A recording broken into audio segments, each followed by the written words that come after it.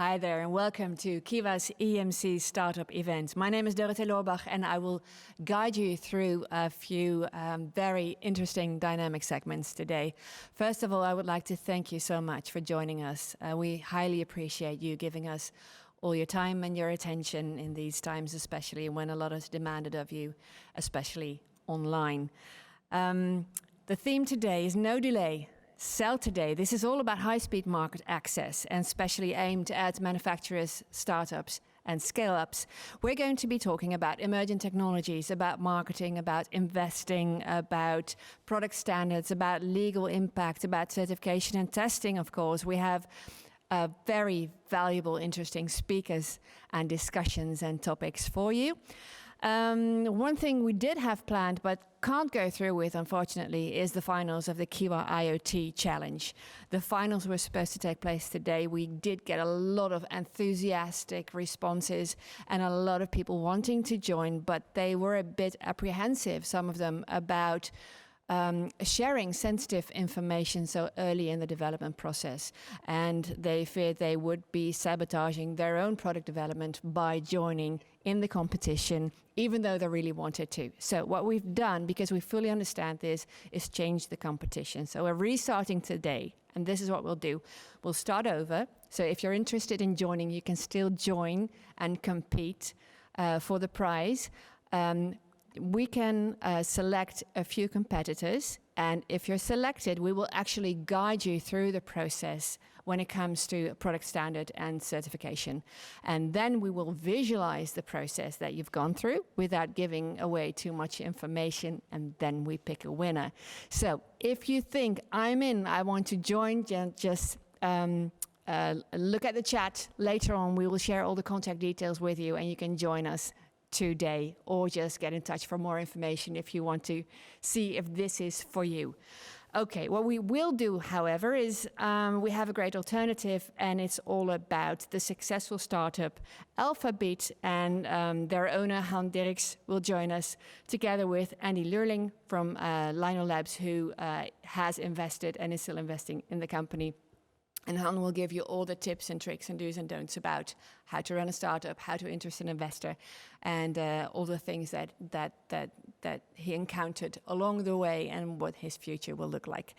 We will have sufficient breaks, of course. During the breaks, you will get to see our new lab. It's new, it's enhanced, it's in Apeldoorn, and also during the breaks, there will be poll questions. Please be so kind to answer them, because then we can get all your input and bring it to the table to our guests. And then we have even more interaction and even more interesting conversations with our guests and with you. There's a lot of opportunities to join the conversation through Q&A and through chat. We have 4 chat moderators, 2 of them backstage, Ernst and Sabine, and 2 here live in the studio who will be alternating. They're Bart and Rick. And we do have tech support. If you have any technical difficulty, please let us know through the Q&A. Everything we do today is more than COVID-proof. Everyone here has been tested, is healthy. So just rest assured that everything that happens here is okay. And I think I've said everything I needed to say to get to the important stuff. And that starts with our first segment, and that's how to go from idea to market access. And that is from an idea to the product on the market. How do you create this high-speed market access, and what's the legal impact? We have 2 guests for you today. And let's start with Andy Lurling on my right. He's a founding partner of Lumo Labs, which is a creator of opportunities for impact-driven ventures in emerging technologies. He comes from a family of 6, where he learned you go faster alone, but further together. And this is what he practices every day as an investor.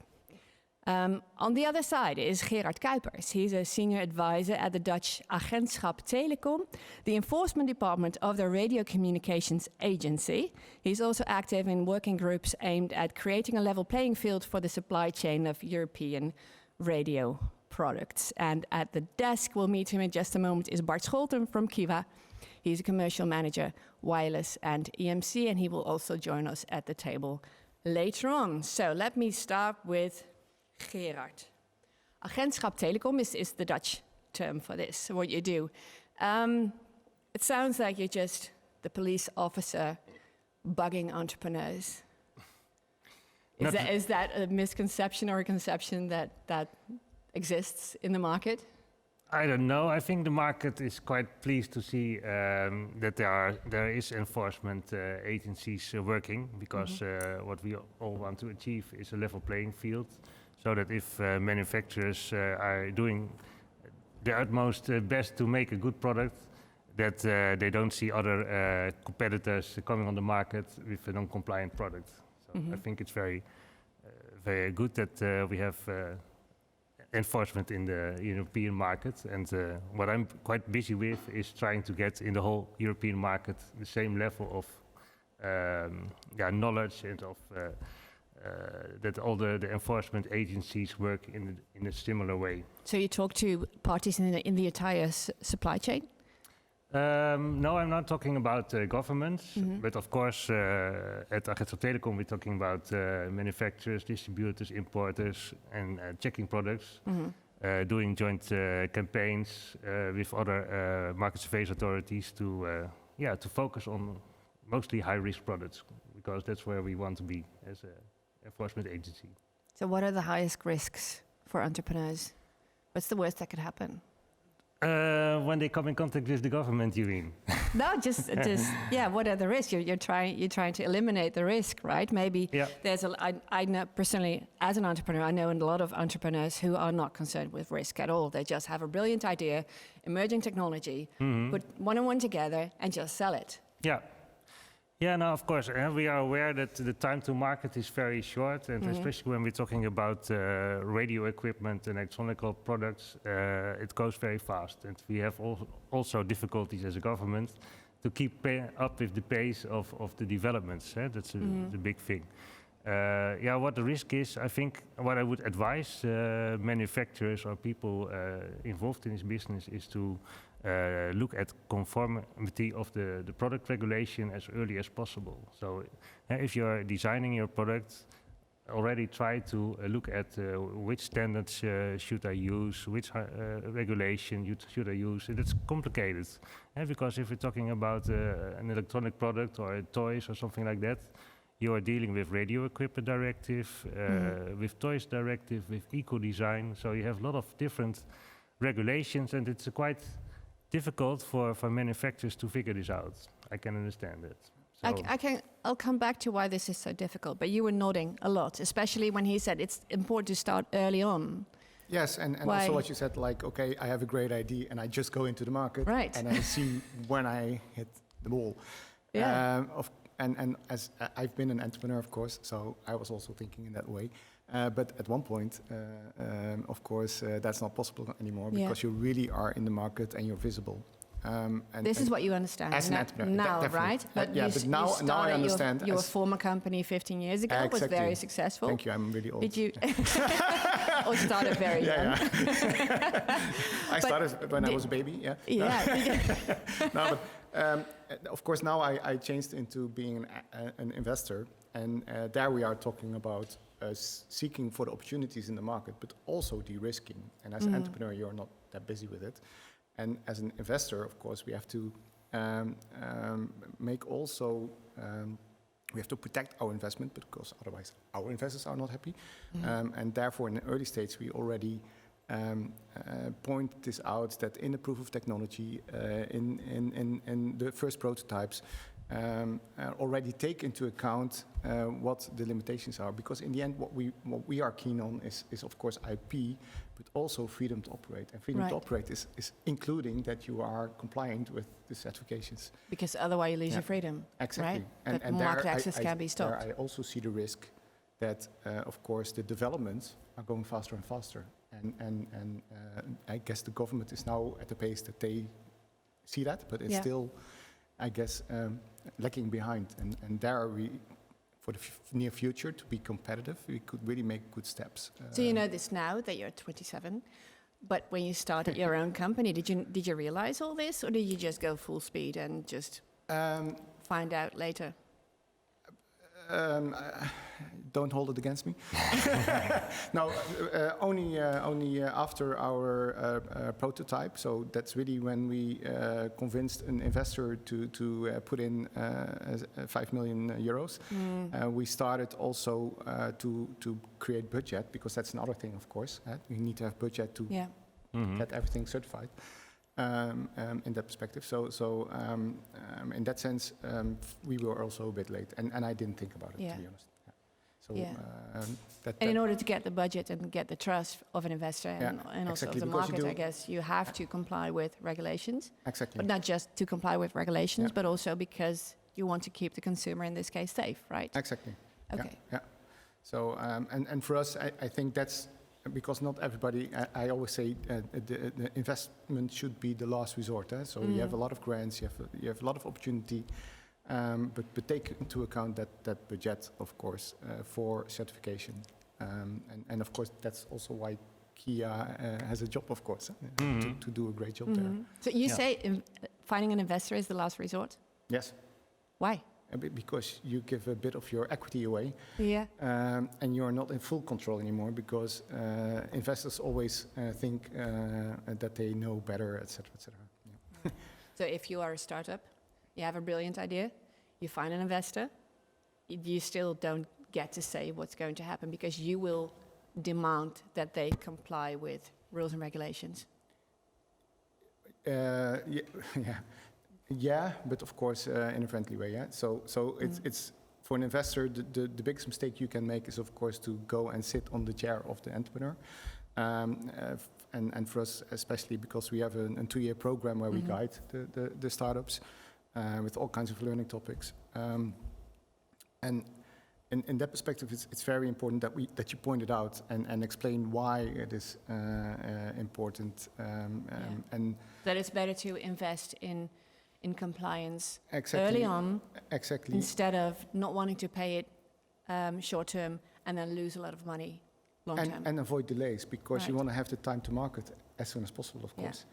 And with the being too late, okay, we do that when the prototype is ready. We know that it's going to take some time, and if it's most of the time, I don't know, but most of the time, it's not for the first time immediately check all the boxes. So is that a misconception that you see often, that entrepreneurs think that complying with rules and regulations will delay the time to market instead of speed it up more safely? I don't know if it. Probably if you want to. And of course, that's what you want. You want to bring a safe and compliant product to the market, and that takes time. So, but maybe it would be an idea if investors invest in products that they also check already test reports and so on, documentation. Because I think it would be great if these things are taken into account as early as possible. Yeah. I fully agree. We are an early stage investor, so typically pre-revenue, and then most of the time it's not done yet. But we do full due diligence, of course, and it would be a first still to have such a certification when we invest. But one of the learning topics for us is that we start that process. So how much should an entrepreneur know about the process? Should they have all the information themselves? Should they skill themselves? Or do they just call you and ask you what to do? Or Yeah, of course, they can call us and we can inform them about which sort of frequencies they can use in the Netherlands or in Europe as well. But mostly a lot of information is already in the standards that they have to comply with. And you can, of course, now let me say different. I think it's very wise to involve a laboratory or at the end a notified body. That's what you need to do, and because it's very complicated, this sort of products, it is very difficult to do it yourself. And I tend to agree. It's such a specific job that you don't want an entrepreneur to have that knowledge, more or less, unless they start a laboratory themselves, of course. So I would also say make sure that you have some budget available to just apply for a test. Yeah. And of course, you need to know the base of it. But I'm 100% sure that you also don't know all the rules because it's just complicated and it's a lot. Okay. And, Well, and I don't blame her. No, but it is true indeed. Yeah. Let's go to the viewers because Bart has a poll for us, as I understand. Yes, that's correct, Dorothee. Thank you. We have quite some interesting polls coming in. And one of the polls is that most of the tech startups are too tech-focused. And in the chat, 80% says yes and 20% says no. And I'm very curious what you on the table think about that.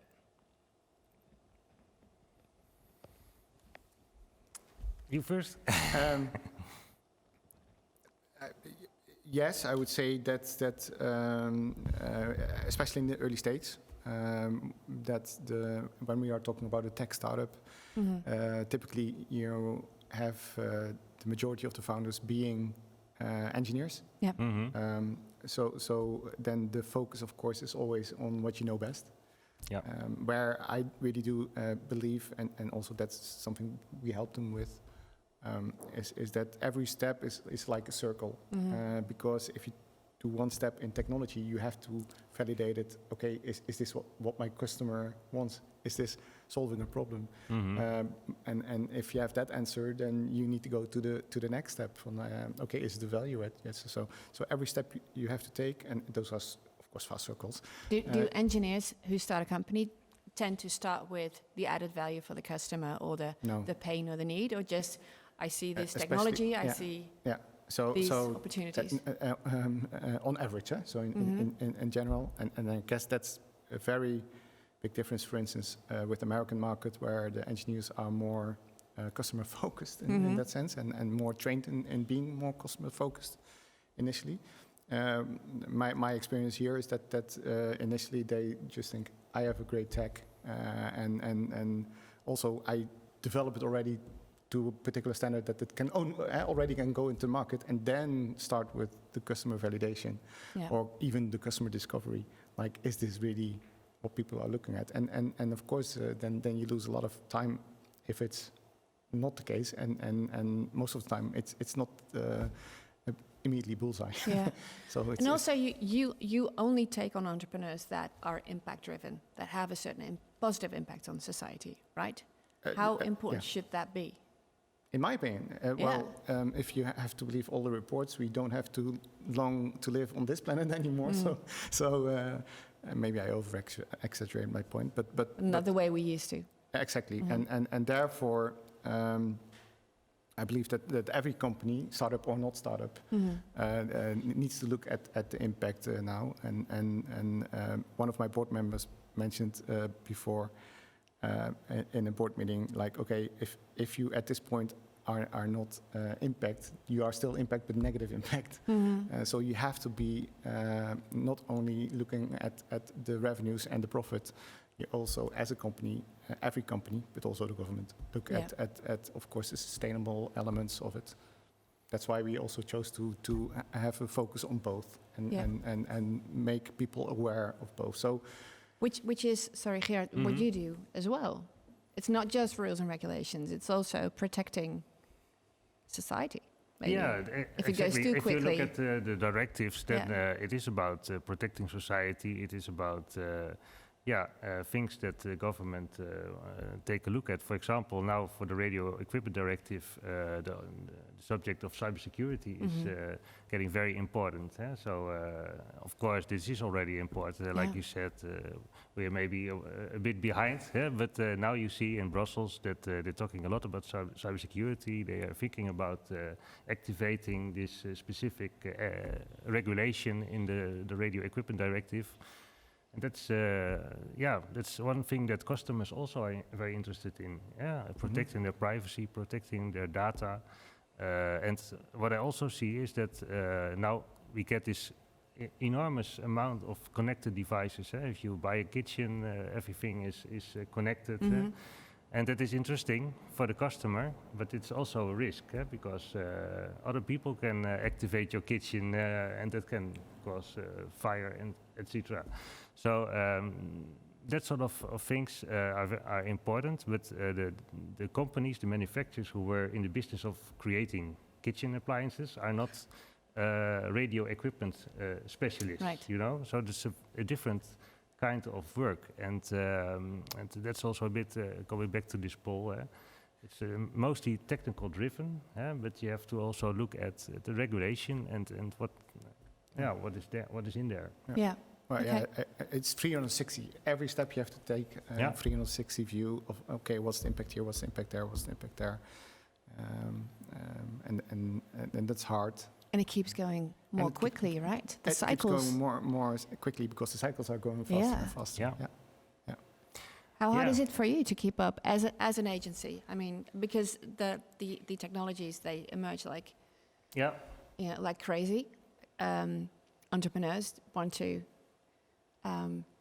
move quickly, and consumers don't really understand what the dangers are, what the risks are, and what to think of. How hard is it for you as a traditional agency, so to speak, to keep up with technology, and what would you need in that aspect from entrepreneurs?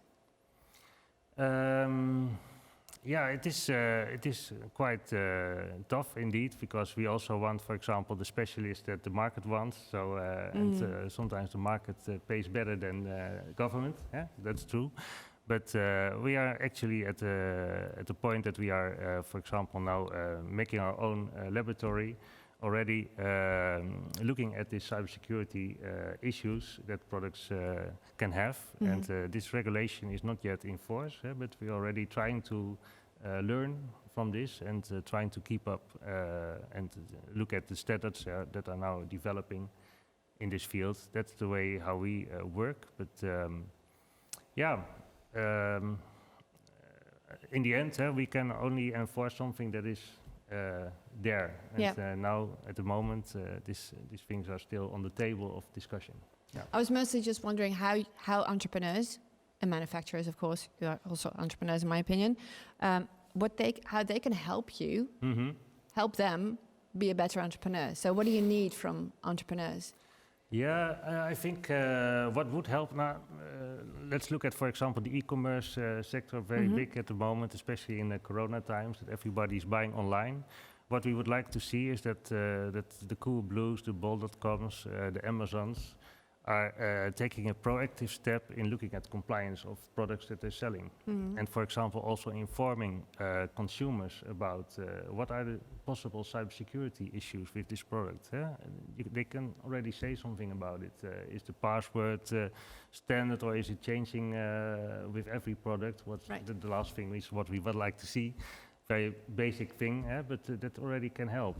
And now at the moment, most e-commerce companies take not really responsibility in this field. And if we complain about a certain product that is not safe, then they will remove it from their site. But you know, Amazon has 100,000 products or more, I don't know, but many.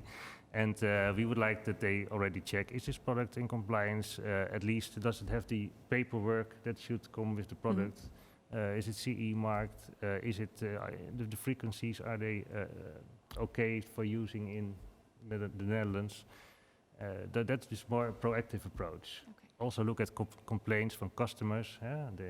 I know that some of these e-commerce companies already have artificial intelligence that is looking after complaints of consumers. They say, okay, I got a fire after I ordered this, or I got trouble, and they are proactively checking these products, going to the manufacturer. That is the thing that we would like to see as government. Just be proactive, be in touch. Yeah, because we have only like 10 inspectors in this field, and you're talking about millions of products coming in, so it's not possible for us to check all these products ourselves. Okay. Speaking of proactive, we have questions, I think. Yes, that's correct. We have a question coming in. This question is for Gerard. The question is, how does agencies or legislations keep up with the highly changing fields of certification, such as cybersecurity? Now what you see is, if you look at the regulation, for example, the radio equipment regulation, it's very regulation is very broad, so it says radio equipment should protect the privacy and data of the consumer. That's it. So, but how do you do that? That's what the manufacturer wants to know. That's what we want to know. And in the process of standardization, their industry is working, also with government, but mostly it's industry driven. They know the solution, so the government is not prescribing how you make a safe product. That's a negotiation that goes, that is done by the experts of the industry. And I think that's a good thing, because we as a government are not the specialists telling what you should do. And I know that these standards are already in development. Yeah. And what Europe could do better, I think, is harmonizing these standards faster. Because you have now, for example, the RED, a lot of standards that are not harmonized. So then you need all the time a notified body for your compliant product. And if I may add to that, I believe it would be very beneficial if it would be dynamic regulation, because now it takes a long time to write the regulations, to approve the regulations. And then the products already in phase 3 or 4, or like you have now Web.3, we go to Web.4 already, you know. And if due to the regulations, because you have to write everything down and get all the signatures, make a stamp on it, then it's regulation. It goes so fast now that the regulation of Web.2.0, say, is as an example, is ready, and we are already in the market with Web 4.0. So what would you need specifically? Would it be an online platform, or just one maybe good give example? your data one time and then update it? Yeah, one good example. What we are now trying, we won a European call with a consortium, and the high-tech campus in Eindhoven will be the first field lab for manned and unmanned drones which are flying autonomous. Think of cybersecurity, because you have to keep control of the drone, and there's cameras on it, so that's a big thing, of course, big issue. And we are now working together in that consortium with a Belgian company and the University of Maastricht to connect the infrastructure with, so the technical infrastructure with the regulation, so that on the fly, good one with drones. We can change the regulations, and that more or less with blockchain, with stamps, virtual stamps. You can just have a faster pace with the regulation approvals. Is it feasible to develop some kind of partnership between investors, entrepreneurs on one hand, and legislation and enforcement agencies on the other side? I think it's possible. We have a common interest to deliver safe products also that have good consumer experience. I mean, if you're talking about radio, it's sometimes invisible, but if you're talking about safety, it's very visible. And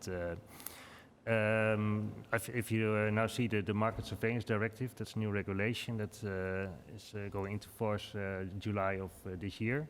There's an article, I think Article 9, that says there's a possibility for business and government to work together to raise the compliance or knowledge about product safety and so on. So maybe there's something that we can do together. We actually focus a lot on, for example, these e-commerce companies already, because they have a lot of impact. If they're already doing their work, it's less work for us, and that's what we need. And also in the European level, we have to collaborate a lot with other market surveillance authorities, for example, exchange data. If they checked a product, it's not necessary that we check it again. And I think also we can make steps to inform the public about products that are not in compliance. To just put them on the side, say, okay, this one you should not take. And for example, I know that Amazon has a system that they have. They can use these pictures of these products and see immediately, okay, that's on our website, we remove it. That sort of things are in development. And there I believe that we all would benefit if the best practices can be shared amongst everybody, because it's for the better of everybody, for you, for all the other parties, and maybe pay a license or something. And then for the consumer, it's also, which we all are consumers, so it benefits us all. So who should make the first move then, and what should that be? I think the coordinating role should come from the government, but then it's typically the businesses who have to take the next steps and have to realize that in the end, it benefits everybody to collaborate there, and you can say, okay, we do this best, but then and therefore we have a benefit and make more profit. Or you say, no, we take it and have a broader look, and we will have a better name because we were the ones to give this, and that's one thing you mentioned before, that the consumers don't know. Yeah. But there's not a risk if the consumers do know, and online nowadays, within a few days, your total company name is gone. They're a force to reckon with. They become more informed and more intelligent and more critical. So, and if online there is some bad news, then forget it.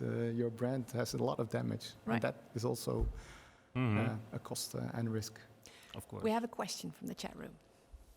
Yes, and this time I have a question for Andy. Andy, do you see a role for companies like Kiwa in supporting startups, and how should this look like?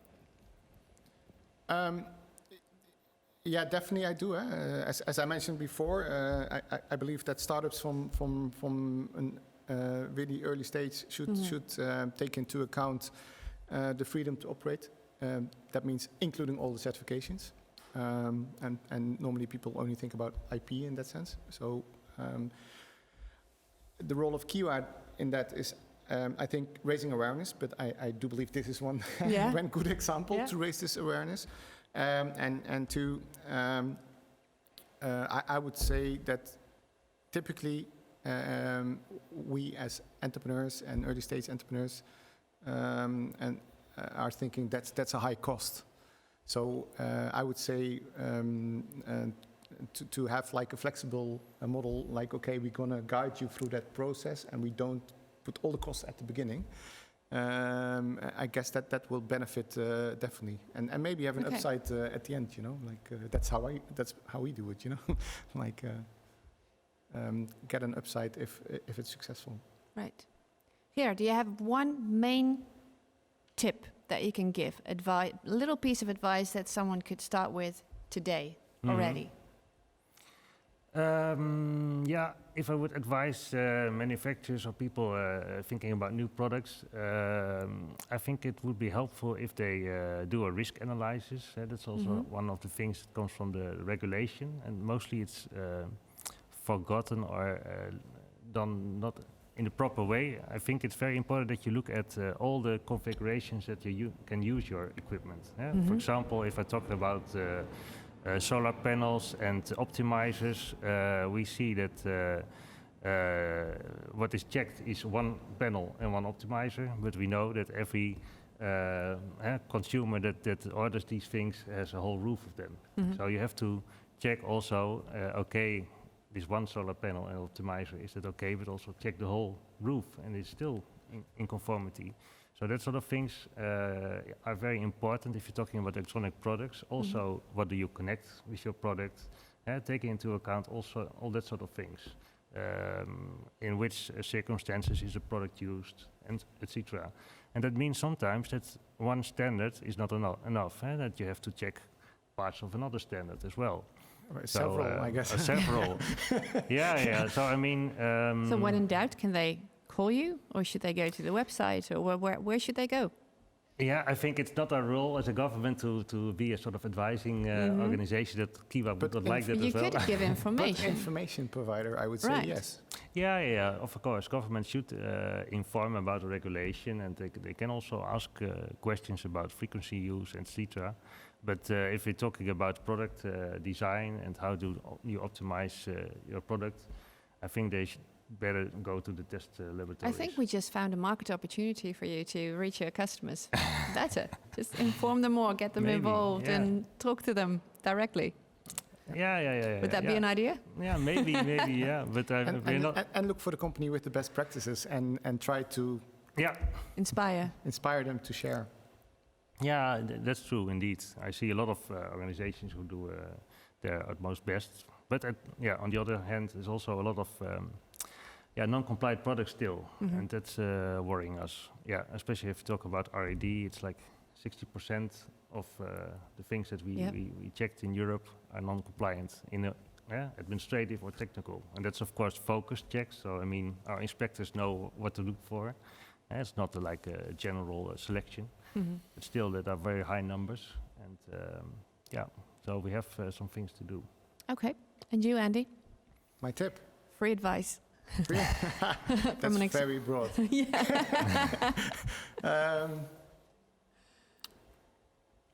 Well, I gave my advice already. Only take investment when you don't have any other options. But that I don't mean that negative. I mean it positive. For like creating impact, scaling I up, do believe et cetera, that a lot of et cetera. startups don't realize this. That a lot of people with a good idea see other entrepreneurs getting investors on board and don't realize that you give away part of your autonomy. And it's not necessarily that you need an investor. Day one, sometimes you're lucky and you get us, and then we really help you. But I can tell you that sometimes we think different, and then you have the discussion. You know. So when should you look for an investor, and when not? Well, I would say you write your business plan, you start operating, and you have your budgets. And at one point, you'll notice, like, okay, in order to get to the next step, I need more budget, which I don't have. But that would be scaling up, right? Exactly. Well, okay, but every time you're scaling up, of course. And in that sense, if you can find alternatives, like friends or family, initially with loans or grants, especially in Europe, of course, you can get a lot of grants. I would say try to do that first, and only after that, you either if you can't find it, but then typically you have a problem. But if you really can convince the investor that you have the market that is almost ready, and then we are also more happy, and you will lose less of your shares, and more investors are willing to come in, because if it's only one investor, then typically you lose more. Yeah, and the main tip from both of you, particularly for this segment, is in an early stage, think about what you have to do for compliance. Absolutely. From the start, From the very start. As soon as you have an idea, look into compliance. Yeah, and the strange thing is, one thing I can add in that I heard, I don't know, maybe you can tell something about it, but that in the education of the technical educations for product development, the whole aspect of legal requirements and conformity checks is not really taken into account, or not enough, which is very strange, because it's such an important part of your product development. And I don't know, I think maybe the schools in Holland should take this point on the agenda. I agree. We are educated in a very specialistic way, so it's not only on compliance, but it's also on marketing and sales. So if you're an engineer in the Netherlands, you're an engineer, and then also in a particular way. I do believe that nowadays with the pace and with what's going on in the world, that it's important that we have a broader education again. And as you mentioned, a lot will be done by computers pretty soon. So we have to prepare that being a specialist for some directions might be good, but for a lot, it will be not the way to go, in my opinion. Okay, well, for the last few minutes, let's go back to the desk. Yes, thank you. We had some polls going on, and one of the polls was launching a product without the proper certification is very risky. And 12% of you said, that's not so bad. And 88% said you shouldn't want to do that. And we are very curious how you at the table think about that. So 12% thinks it's not so risky to do that, because they think maybe compliance is not, or enforcement is not seeing it. Could be, Now, I can only say, of course, that you you should do it different. But in another way, it is a fact that compliance could be. I mean, enforcement could be better. We are quite limited in the number of people in whole Europe able to check this, and it's also very technical, specialized work. But on the whole system of the product regulation is a trust-based system. So, you give the manufacturer is responsible for placing the CE mark and saying, okay, I'm responsible and I guarantee that this product is safe. So that is how the system works. So it's safe to say that the first step in building trust in this case, again, is raising awareness and communicating with each other? Yeah, and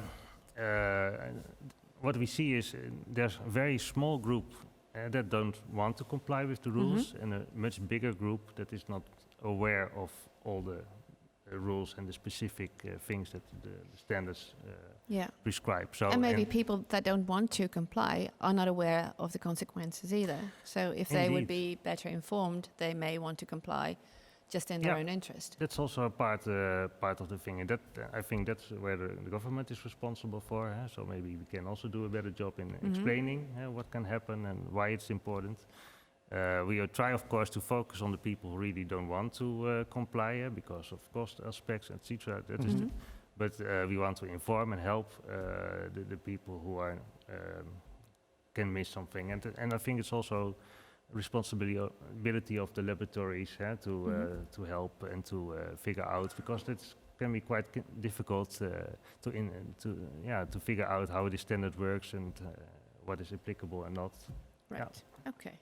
Back to the desk.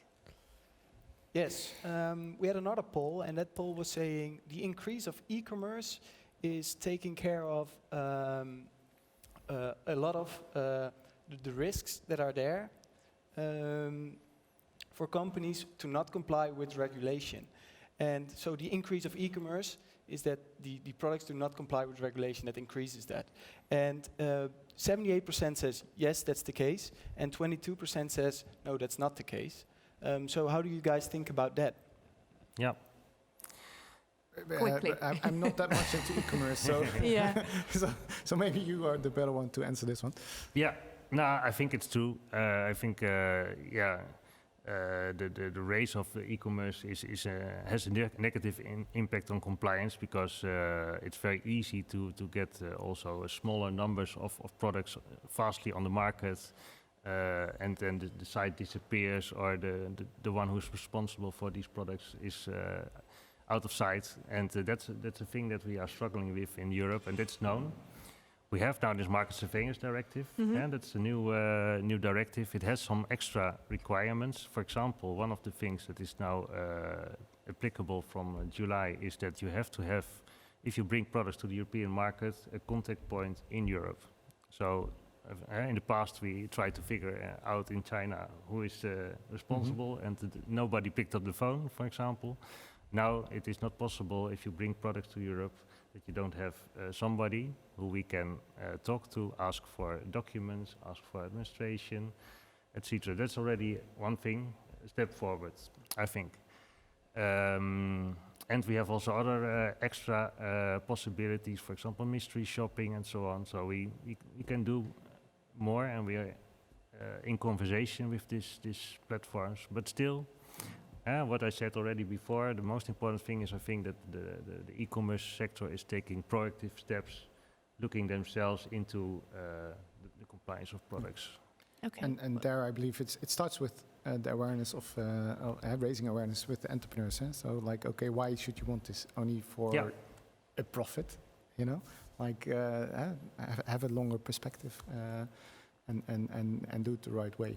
Yeah, great advice. Okay, one more time, I think. Looking at the time, to the desk. Yeah, we are close to finishing this session, so we have a final question. We got some questions coming in via the Q&A, and one of the questions was from Mr. Swap, and this question was about the REACH and RoHS directive, and we would like to mention to you that to all of these questions we come back later after the session. Yep. Okay. I will come back to you though, Bart, because we're about to go to the break. And in the break, we're showing the brand new lab in Apeldoorn. And I could tell viewers why that's so important, but I think you should. I'm surprising you right now, but you work there, right? Yes, correct. The lab in Apeldoorn. Yeah, we built a brand new lab in Apeldoorn. We moved our lab, Kiwa Telefication, from Zevenaar to Apeldoorn. There we have a lab who can test for the RED, for RF and EMC, and we mainly test IoT products. So please enjoy the video and have a look in our new lab.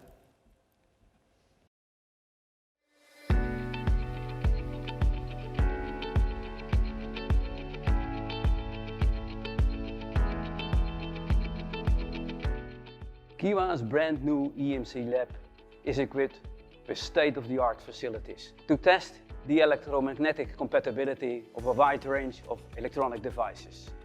The laboratory has 3 anechoic rooms and 5 shielded rooms, each with a specific setup. 4 of the rooms are equipped with gas and water, allowing testing of appliances which use gas and water, which is quite unique. Testing works 2 ways. We can test if your equipment is susceptible to electromagnetic disturbances. We can measure if it emits EMC disturbances too much. And we can check if your device emits EM disturbances too much itself. In our new lab, we have multiple setups for immunity and emission, allowing us high-capacity testing. This allows us high-volume testing on radio devices, small appliances, and bigger appliances like 3-phase heat pumps.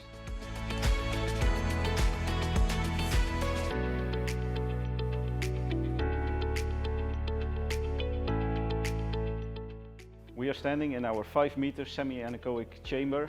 We do all our measurements for United States and Canada here, up to 60 gigahertz frequency range. We can also use the chamber for EMC emissions up to 6 gigahertz and radiated immunity up to 20 volt per meter. The chamber is equipped with an extra large door and turntable, so we can test equipment with a diameter up to 3 meters.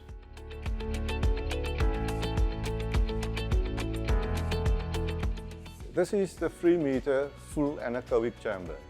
In here, we test a variety of different electrical and electronic products for radiated RF immunity and radiated RF emissions. We can perform radiated immunity tests up to 6 GHz and emission tests up to 40 GHz. This room is equipped with a fully automated turntable, automated antenna polarization, and cameras that we use to monitor the devices while under test.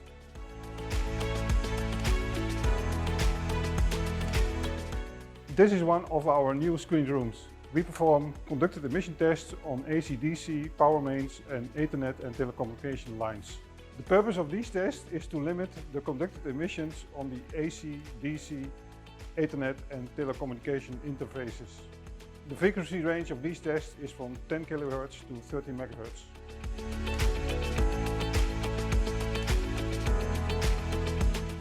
This is our conducted immunity test setup. In this test setup, we inject interference on the cables of the test object, and we monitor the functions of this product to see if everything is still according to the relevant product standards.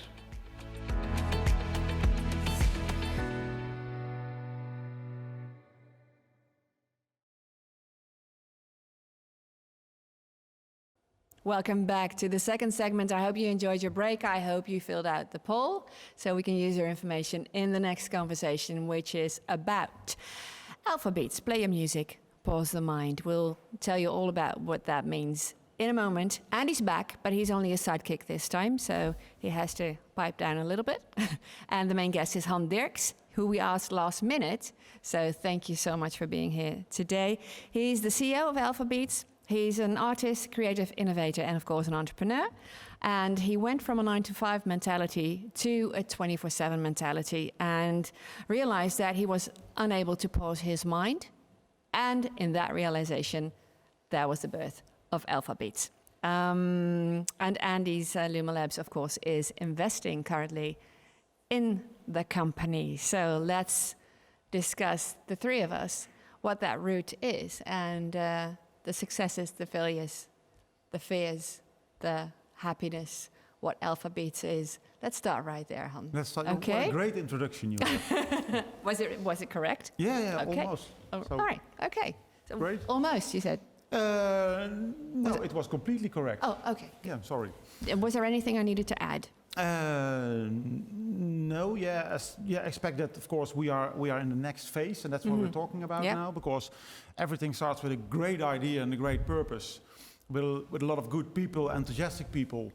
And then, what's next? Because there are a lot of good ideas, a lot of nice people, but only few of them will pass to the next phase. And that's a very interesting phase. At least that's what we think. And that's where we met Andy and Sven from Lumo. And if you do things good, then magic will happen. And then you can make great things will happen. Will happen. Happen. Is that what you learned from Andy? Good things are coming. No, that's Sorry. not Sorry. Good things are coming. Good things are coming. And But good things are already happening for you as well then, because it did start with an idea. Let's go back to the idea. How did it happen? Did it just pop into your mind while you were working 24/7? No. Actually, of course, it's a background we all have, and I think it's a great introduction because we all are going from a 9 to 5 to a full-time mentality, and we think we learn a lot, but at the end we almost forgot to do the most important thing, is to pause now and then. Yeah. And we live close by the ecosystem of the high-tech campus in Eindhoven. And the nice thing about the high-tech campus in Eindhoven is there's a lot of technology, and really great technology. Not only within small startups, but also within the big companies. And they have a program which enables big companies to put in their technology patent most of the time, which they don't use for certain ways, or because the focus is on a different part, on a different side. And one of the technologies which was introduced was a technology of Philips, a patent, which used neurofeedback to change audio, to put your mind into from one mood to another mood. And we have a great movie about that, so we can show that if we want. That's a great introduction. Let's then see I will it. stop. Yeah. Let's go and watch. Too much to do in too little time? What about all the methods for relaxing? They're a bit difficult, right? Don't do difficult. Just listen to your favorite songs and step straight into the Zen zone. Your earbuds sense stress. When you relax, the app makes the music sound better. You won't notice the subtle effect, but subconsciously, your brain constantly seeks the best quality sound. It simply has to start relaxing to get it. Reset yourself anytime, anywhere, with a 10-minute music session. You'll come back sharper and perform better. Track your progress, get coaching, improve. Ultimately, your mind will master maintaining the perfect balance by itself. Reach Zen effortlessly and go fast naturally.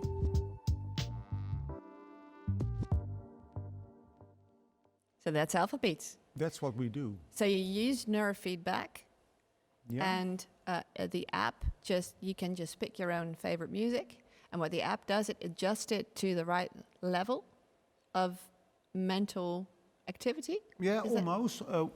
What we do in the baseline is we turn your own favorite music into super music, and a super music to chill. So, as you already know, music has a healing, is already healing in itself. Yeah. If you wanted to go to a mood, quite often you put on your favorite music and you get or active or you get more relaxed. And what we do, we multiply the effect of your own favorite relaxing music with almost 2 times.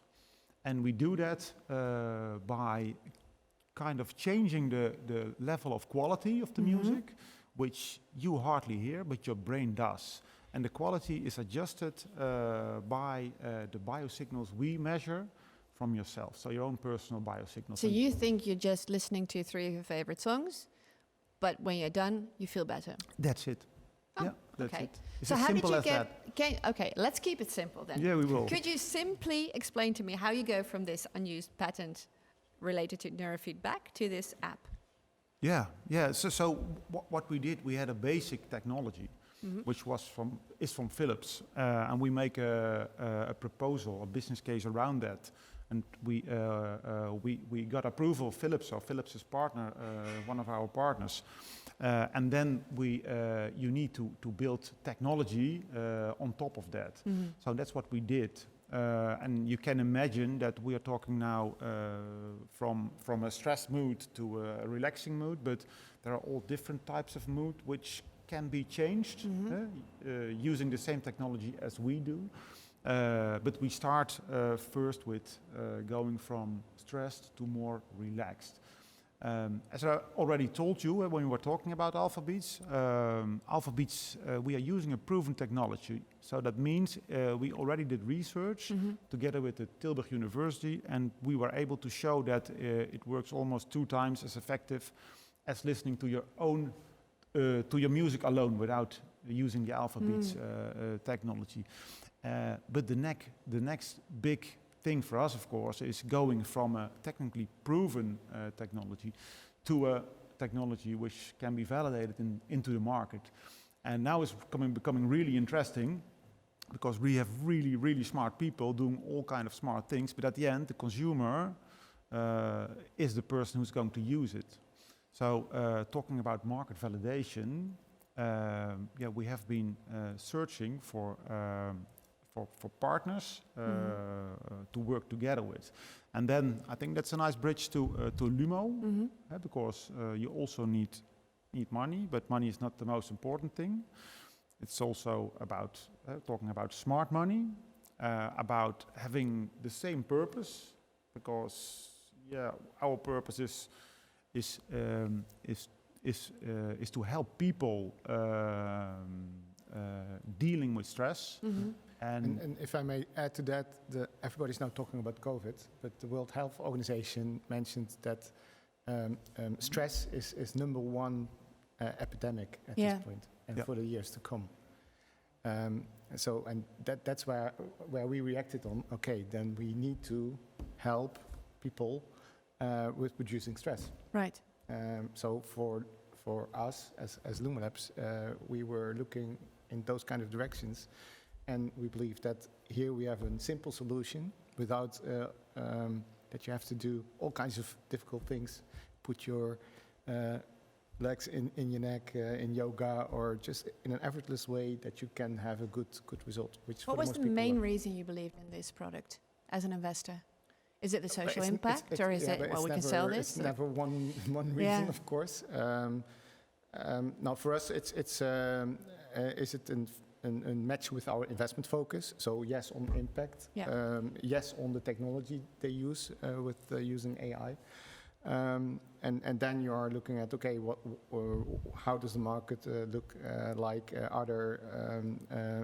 Do we believe, is there a demand? Other competitors? On the other side, is there IP?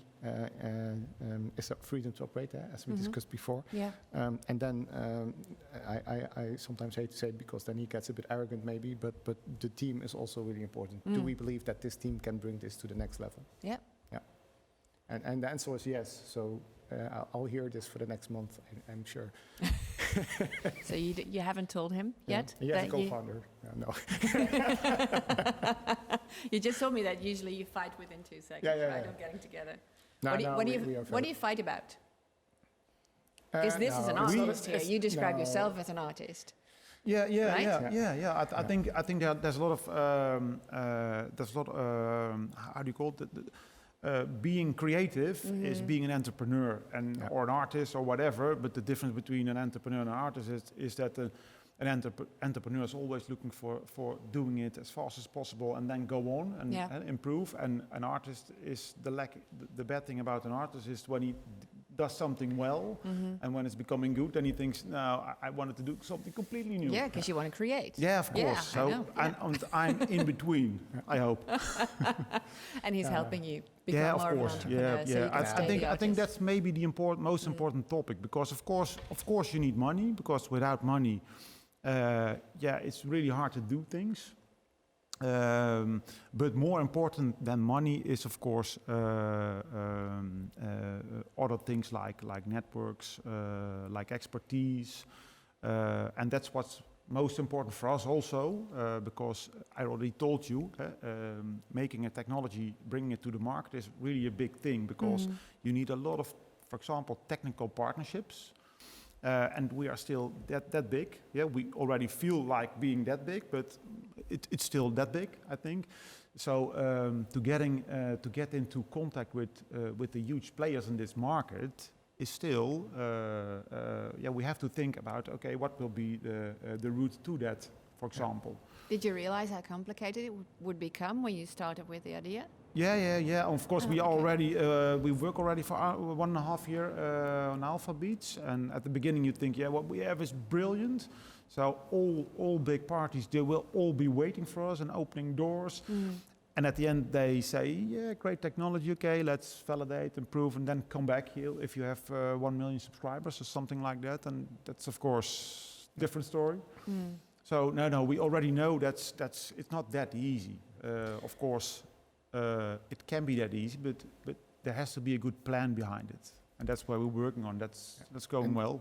And there you see, we don't fight. I mean, but I know. we give opinions, Yeah. and then sometimes we are aligned, and sometimes not, and then you have a good dialogue, and we tend to put some spice into that. For us, having been there, done that, having gray hairs. It just helps, and especially because I had the fun that I had a really big network after my enterprise when I sold my company, that we just knock on the door. And what I noticed is that if I would say, hey, I'm Andy from Alpha Beats, and I go to a company, then I have to sell myself. And what I now can do is, hey, I'm Andy from Lumilabs, I invest in this company, credibility, and I think you should also have a look. So that's a total different approach of getting people to the table, and we see that the result is already there.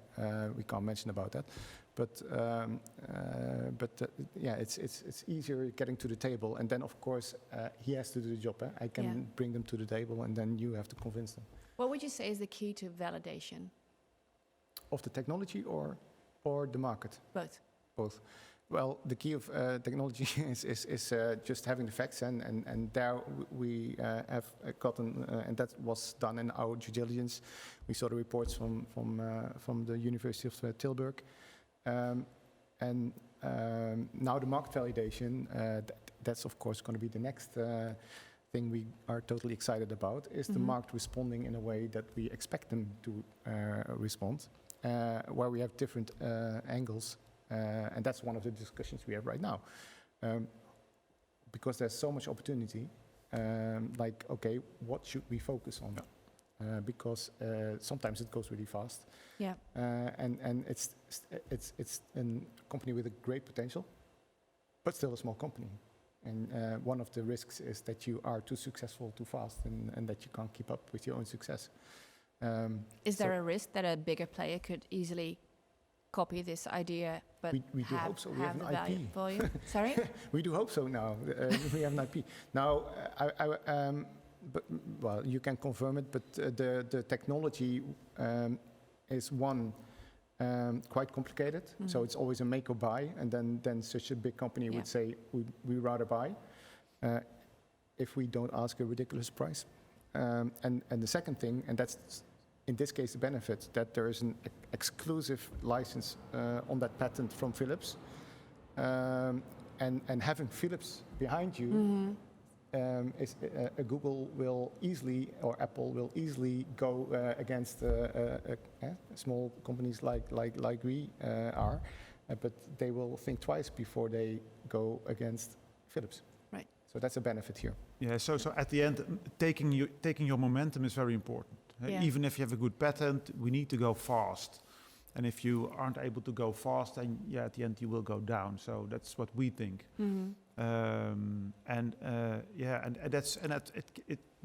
As Andy already told, we have a lot of attention from a lot of different groups of people, companies, And at least that's what I think, one of the most difficult things at the moment is, okay, saying no to certain parties. So which are you going to choose to continue talking with, to validate your product, and which not? So, yeah, that's a challenge at the moment. And that's a good dialogue. And I do believe that it's really good to have like several people on the table to have that discussion and then come to a conclusion. And not every company has this luxury, there's really a demand and that people are approaching you, okay, we want to do this, but every time the angle is just a bit different and you can only maybe choose two angles at the start, because then you have to validate. And in the end, because we're talking about an app, we have to go to the mass. We know we have to go to the mass to be attractive for the next level. Because we are an investor, so in 7 to 10 years or sooner, we want to have a return, of course, in that sense. Yeah. And I guess you would also be happy.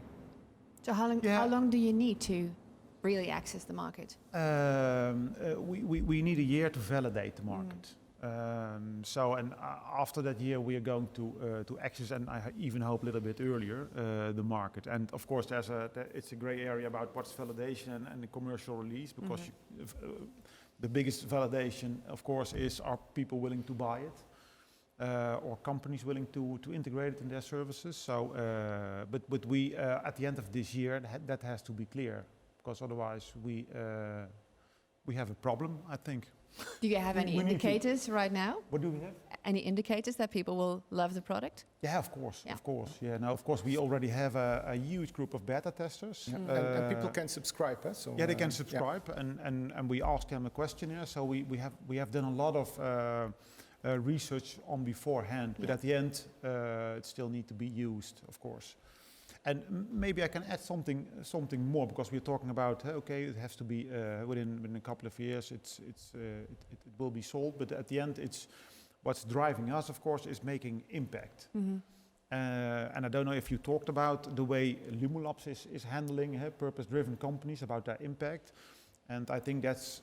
I even think that without a real good impact strategy, a startup isn't sustainable. So you see that broad in the market, that everybody is working on impact. And the big challenge is, how can we use that impact, so the purpose we have, and turn that also in the money part. And that's also very interesting. So you start with the purpose, you start with the social impact, and then the revenue. It was one of our requests before investing. Okay, what's your impact statement for the next 10 years? And because everybody nowadays says, we are impact, but then if you ask a second question, how do you prove it? And I guess that was a beautiful exercise, which also gave you, in that sense, good insights for yourself. Yeah, absolutely. And what you also see is that hiring new people, new young people, of course, they want to have a lot of spare time, and they wanted to have a good salary. We all want, but at the end, what differs is the purpose you have. Yep. Because if you're only in it for the money, then you can't attract new people. Yeah. I think we have a question for you. Actually, we switched desk moderators. Now here's Rick Wesseling. He is the radio sales rep for Kiwa, and I understand you have a question. Yeah, we had a question. Hi, Dorothee. We received a question, especially for Han. How was it like to pitch your idea? Had you have to have a one-to-one conversation with Lumulabs? Was it like a Shark Tank idea? Were you nervous? It's a question from our audience. Yeah, great question. One of the things you do a lot, really a lot, is and you learn a lot, is pitches. And we were lucky that we didn't met Andy and Sven at the beginning, because the pitches were quite poor. So we learned a lot, of course. So what's the key to a good pitch? The key to a good pitch, it has to be short, clear, and it has to be attractive. And simple. And simple. Yeah. So short, clear, attractive, simple. And of course, it has to be enough to continue talking together, because the most important questions, they will come afterwards. So you need to make them curious. Yeah. You have to convince the listener, why would I want to have your product? Yeah, So, in the end, exactly. it's like flirting. Yeah. It's the same. Like, do I want to have a next date? Yes or no? Mm-hmm. Yeah, and at the end we have done lots of pitches. We also have had a lot of pitch training before Lumo. But at the end, you see that your own network and your own ecosystem, and that's why we're really happy we are in the high-tech campus area in Eindhoven. That's a beautiful ecosystem. So you also have a lot of, I think we came to you guys via one of our founders also, Bert-Jan. And of course, then you still have to do a pitch, but then it's easier when you are introduced by a well-known person. That's the same for Andy's network, for example. We still have to, if we are introduced to some really nice company, it's great to get introduced, but then at the end, your pitch and everything has to be perfect. Yeah. What's the most important thing to finalize this? What's the most important thing you learned so far? Most important thing learned so far is make things easy and smart. Because you can talk as long as possible about strategy and everything, and of course it has to be done, but at the end you need to execute, you need to deliver, and that's very important. And that's I'm also convinced that that's one of the main factors of success is deliver fast, validate, and deliver again. So, great advice. Yeah. Good luck with your company.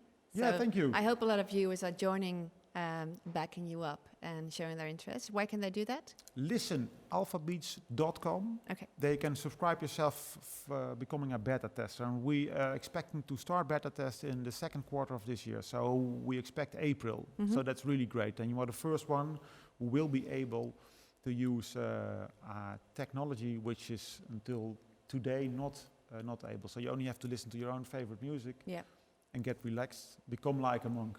Yeah, we can all do that, right? Yeah. Okay, well, thank you very much. I think we all need it as well. Thank you for your time.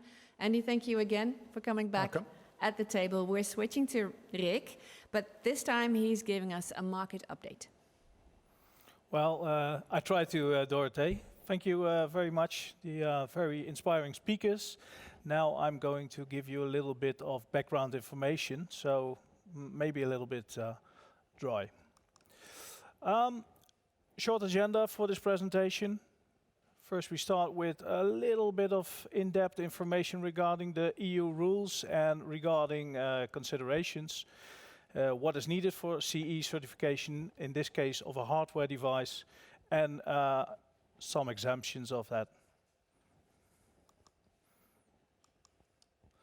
So let me first explain something about the label. Let me start with the label. If you put a label on your product with the CE logo on it, you actually say this device is compliant with the regulations. And you as a manufacturer play a crucial role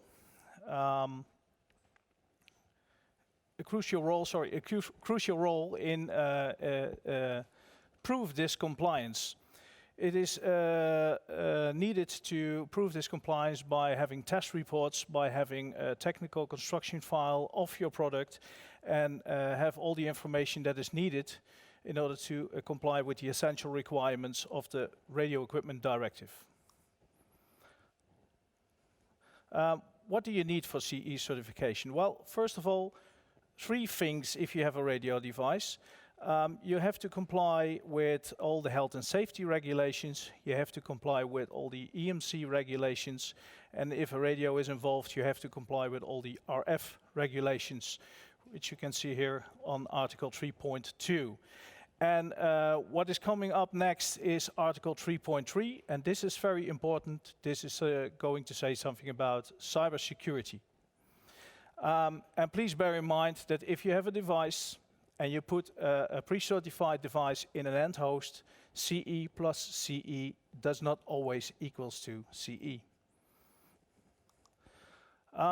This is Article 3.3, the delegated acts. There are a lot of them. The blue ones are already implemented. The red ones will be implemented by the maybe end of this year. So we will inform you when they are going to be active. Let's highlight Article 3.3e. This is the protection of personal data and privacy.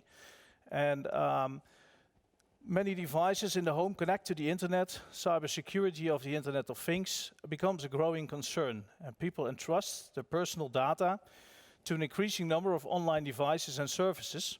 And products and appliances that have traditionally been offline are now connected and need to be designed to withstand cyber threats and attacks. And therefore, we will need to check the product compliance against the new ETSI standard EN 303645. And you will have more information regarding that later on in this session.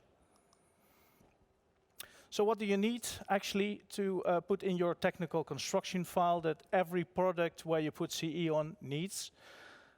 First of all, you need test reports. Test reports that prove compliance with the articles I just mentioned.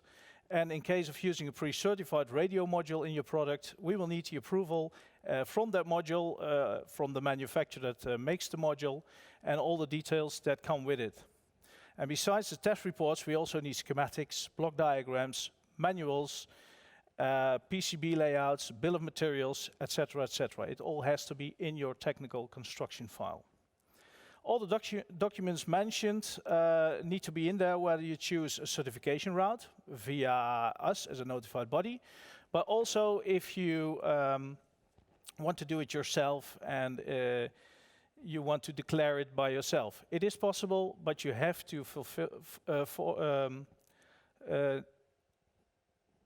make sure that your product fulfills the requirements in harmonized standards, which are publicated in the official journal. Are there any exemptions for the Radio Equipment Directive? Yes, there are. There are a few.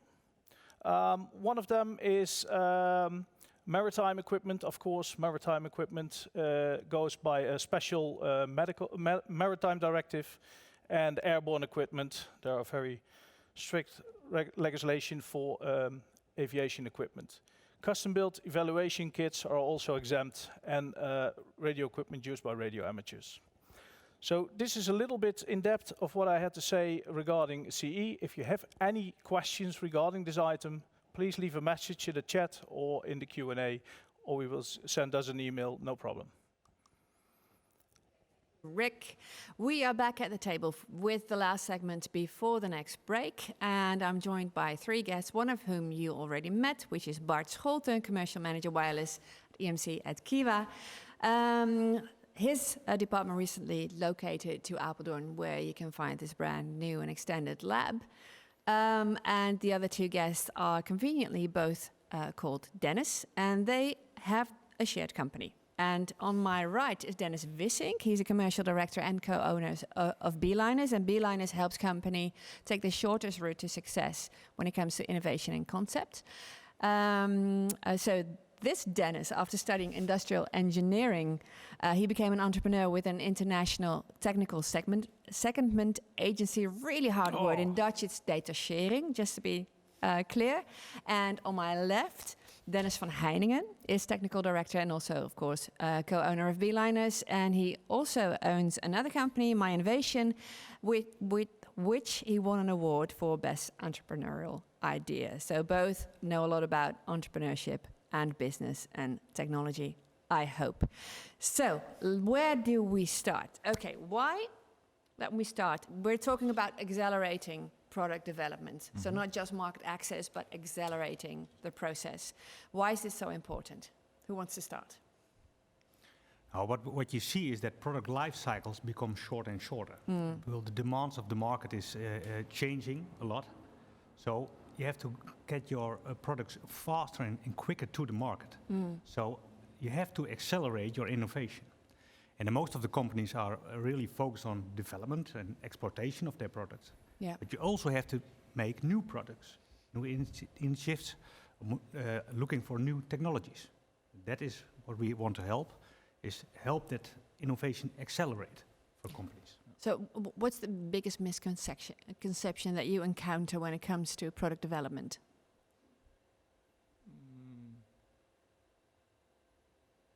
Misconception.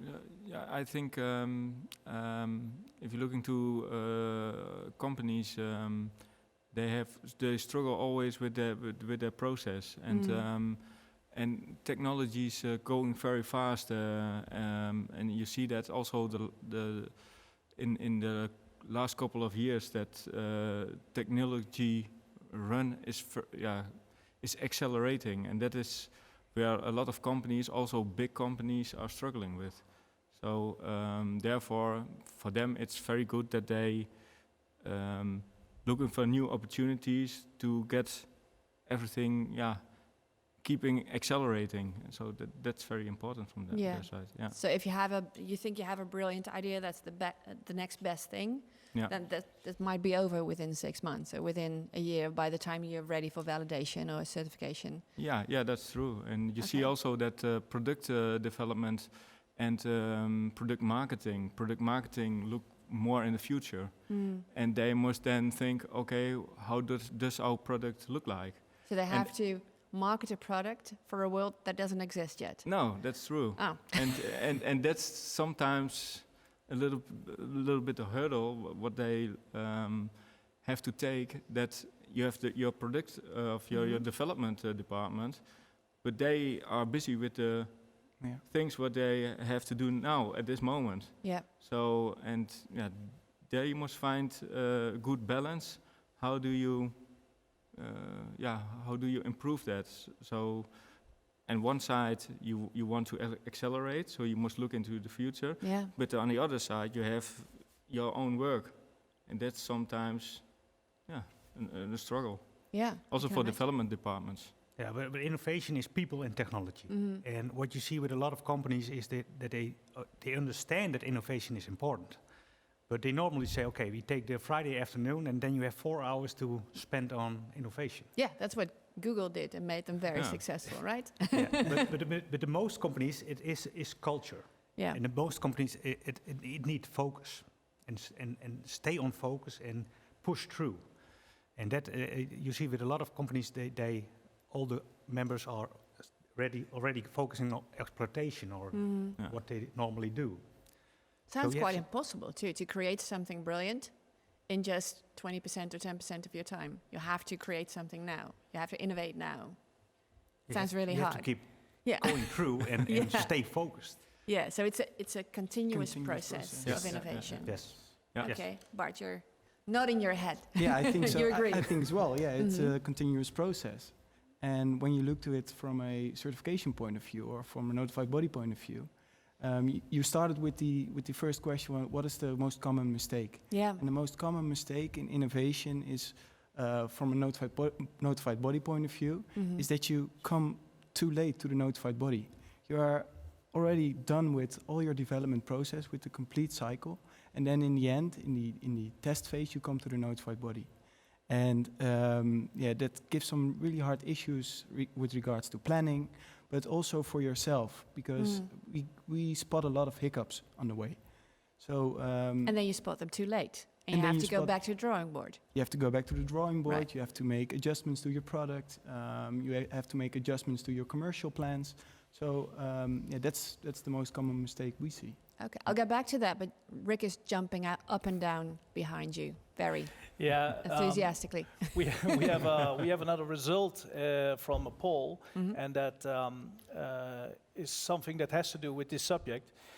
We asked the question, do you start with a quick concept and then define the showstoppers in an early stage, or do you just go ahead, skip that everything and start developing right away?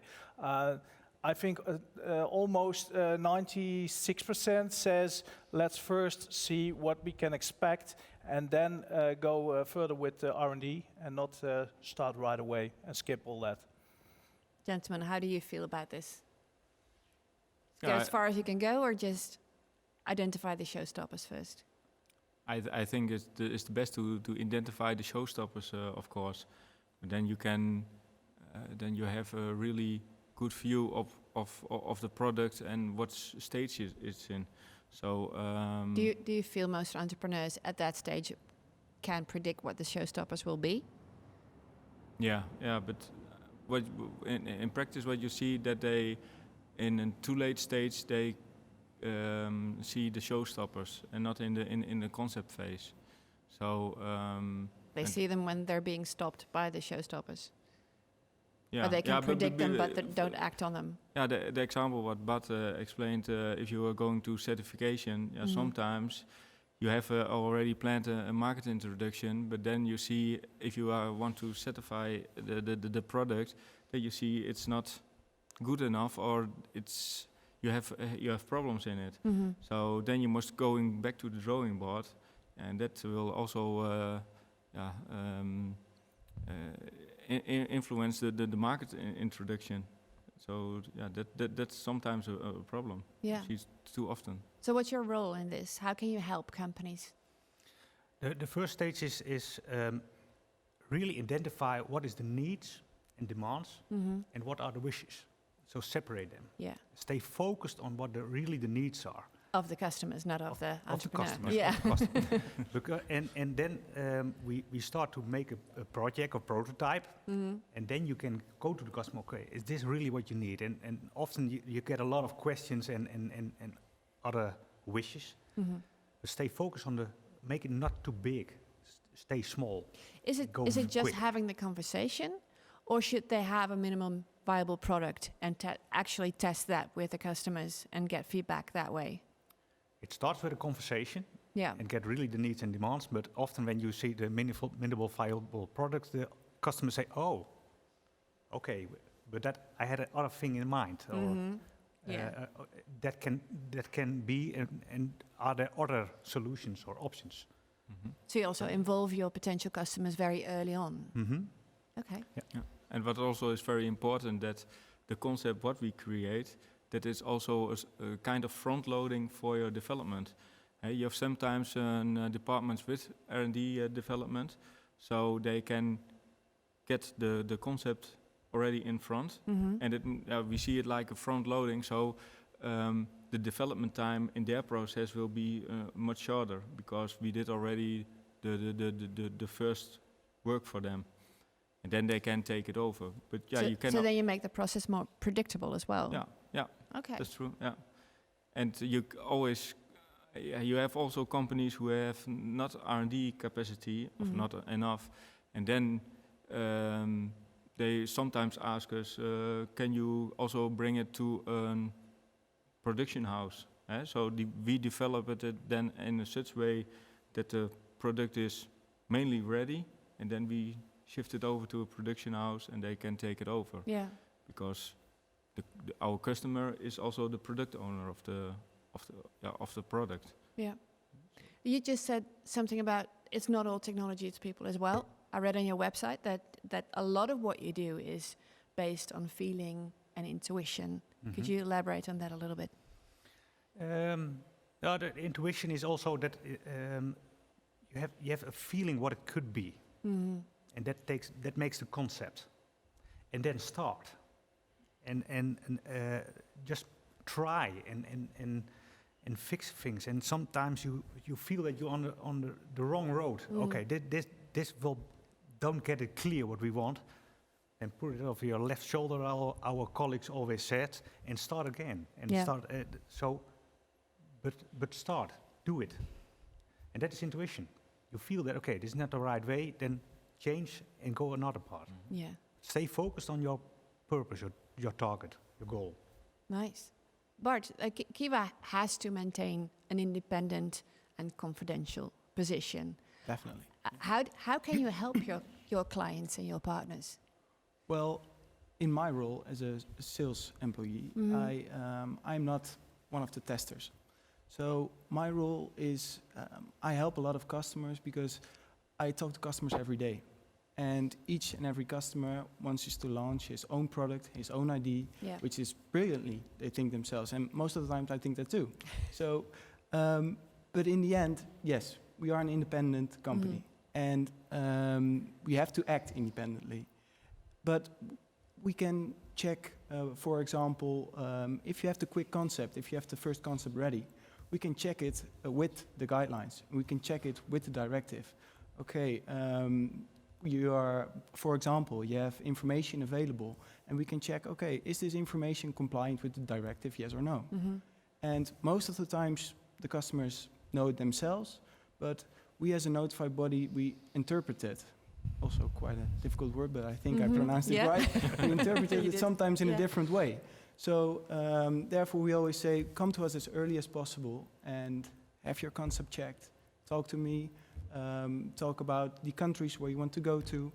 And yeah, based on this, we want to help you. We want to help each other and to, in the end, to give you a nice certificate so that you can sell in this region where you want to sell. Yeah.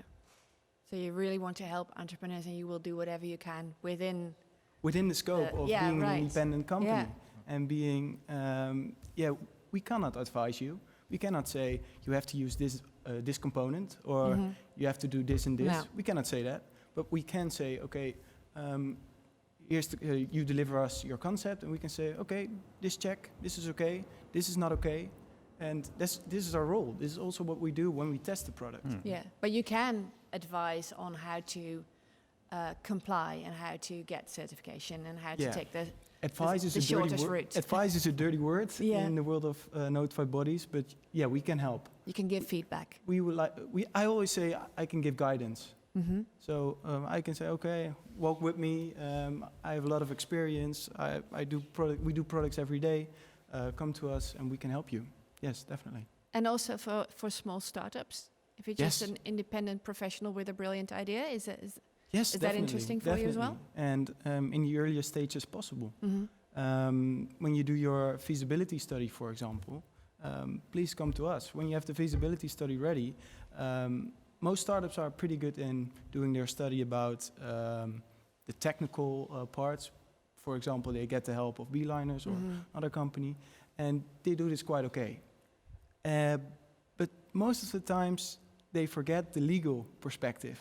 And they come to us in a very late stage, and they say, okay, we have the prototype ready, we want to launch in 2 months, or we want to launch in a month, please test it. Yeah. And then most of the times, it gets pretty hard, and then we have not so nice conversations. And I can imagine that happening as well, because a lot of starting entrepreneurs have a brilliant idea without all the entrepreneurship experience, right? So there's no way they could know everything. Correct. But now they know that they can help ask other parties for help, and that you are there to give them all the information they need in order to not make mistakes that are commonly made. Right? Yeah, and that's also why we host such an event like this, to create the awareness that we are there to help. We are not the bureaucratic party anymore. We want to work together with you as a partner. And you bring in all these guests who are allowed to give all kinds of advice. Definitely. So you're helping. Definitely. Okay. Yes. Well, Rick has a question, I think. Yeah, we asked a similar question to our viewers. I will rephrase. Start with a concept based on the need of your customer. Then build it in short sprints, evaluate and test it before you can continue to the next sprint. Well, we had 3 answers. 3 options to answer, but the majority says by working with sprints, you keep the costs under control. And that's, I think, basically a very important thing. And I want to also say that we have viewers from around the world, so we are very international at this moment. People from Ecuador, Jerusalem, and Germany says hi, so I want to introduce them and say hi back to them. Well, hello to everyone watching. Thank you. So, anyone want to respond to the poll? I definitely, I believe so. What was said is that with the use of sprints, you have better control over the costs. But it also, we have a sprint review that you also check with the customer. Okay, is this what you want? We have done this part of jobs. This are possible showstoppers, or we have solved this. But also that you discuss with your client, okay, are we on the good road? Is this still the steps we make? Is that good? Yeah. So it gives me a clearance. And that is what innovation is all about. It is investment in something what is very uncertain. And you have to clear all the uncertainties and get it more cleared.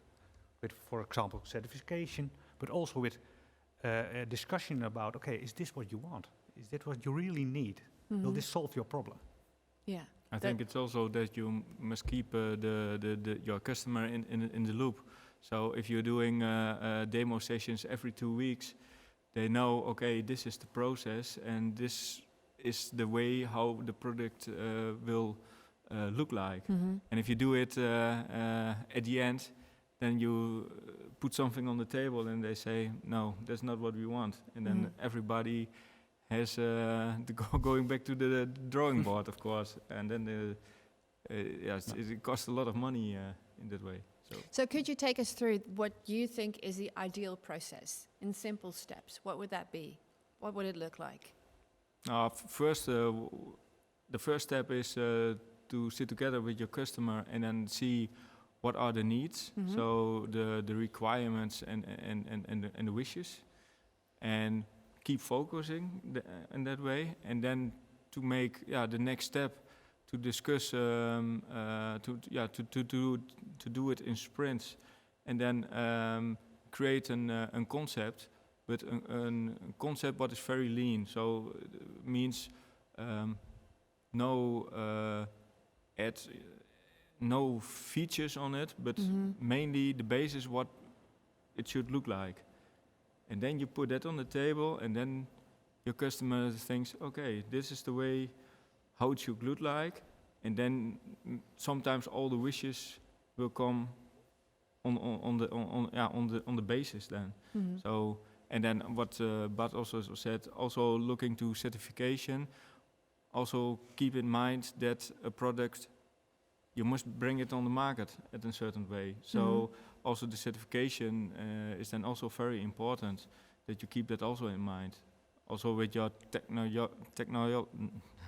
with your design and technology sprints, that you have that very clear. So would you advise to have sprints? For sure, yeah. Okay, yeah, why? Yeah. You see in an early stage what the pitfalls are, and when you have a waterfall process, what is in previous years was the process, then you discover on a later stage what the issues are, and sprints will help also in quicker development. Okay, so it makes you more agile as well in development. True. Okay, Yeah. Bart, so in this process that Dennis just sketched, where do you come in, ideally? When should someone call you for advice? No, not advice, for information. For information. For a check. Yeah, quite okay. Well, they have to do the talking with the client, the investigation in the market. They have to do that themselves. Yeah. We're not going to help with that.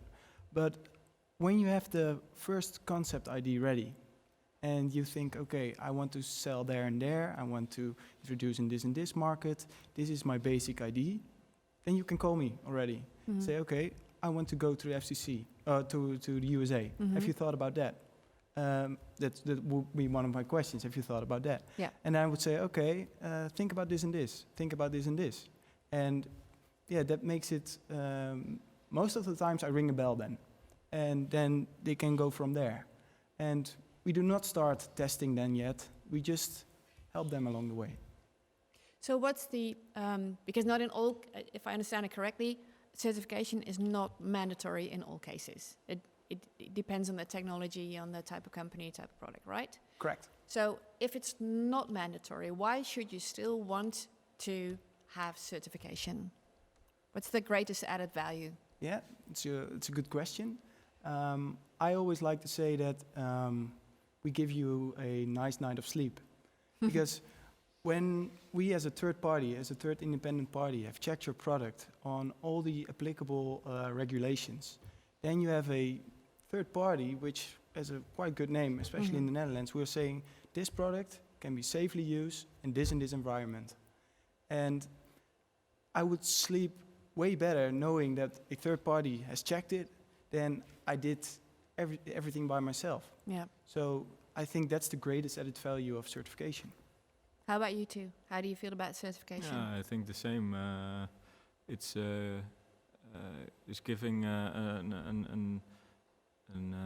it's give more information about the technology and that you are on the right path, and not that you have the product already on the market and then a company says, "Hey, it's not to fulfill some regulations," and then you really have a problem. But what should you do then? Then you must go back to the drawing board, but also what do you do with the products in the field? So, yeah. Okay. It gives more trust. Yeah. That is what it does. Yeah. Okay. So you two are both entrepreneurs, not only helping others, but running a company as well. What are the greatest mistakes you've made on your road to here? Dennis can explain. Viewers could learn make from. mistakes, right? No. What I've learned is that you have to validate the most important risk or uncertainty.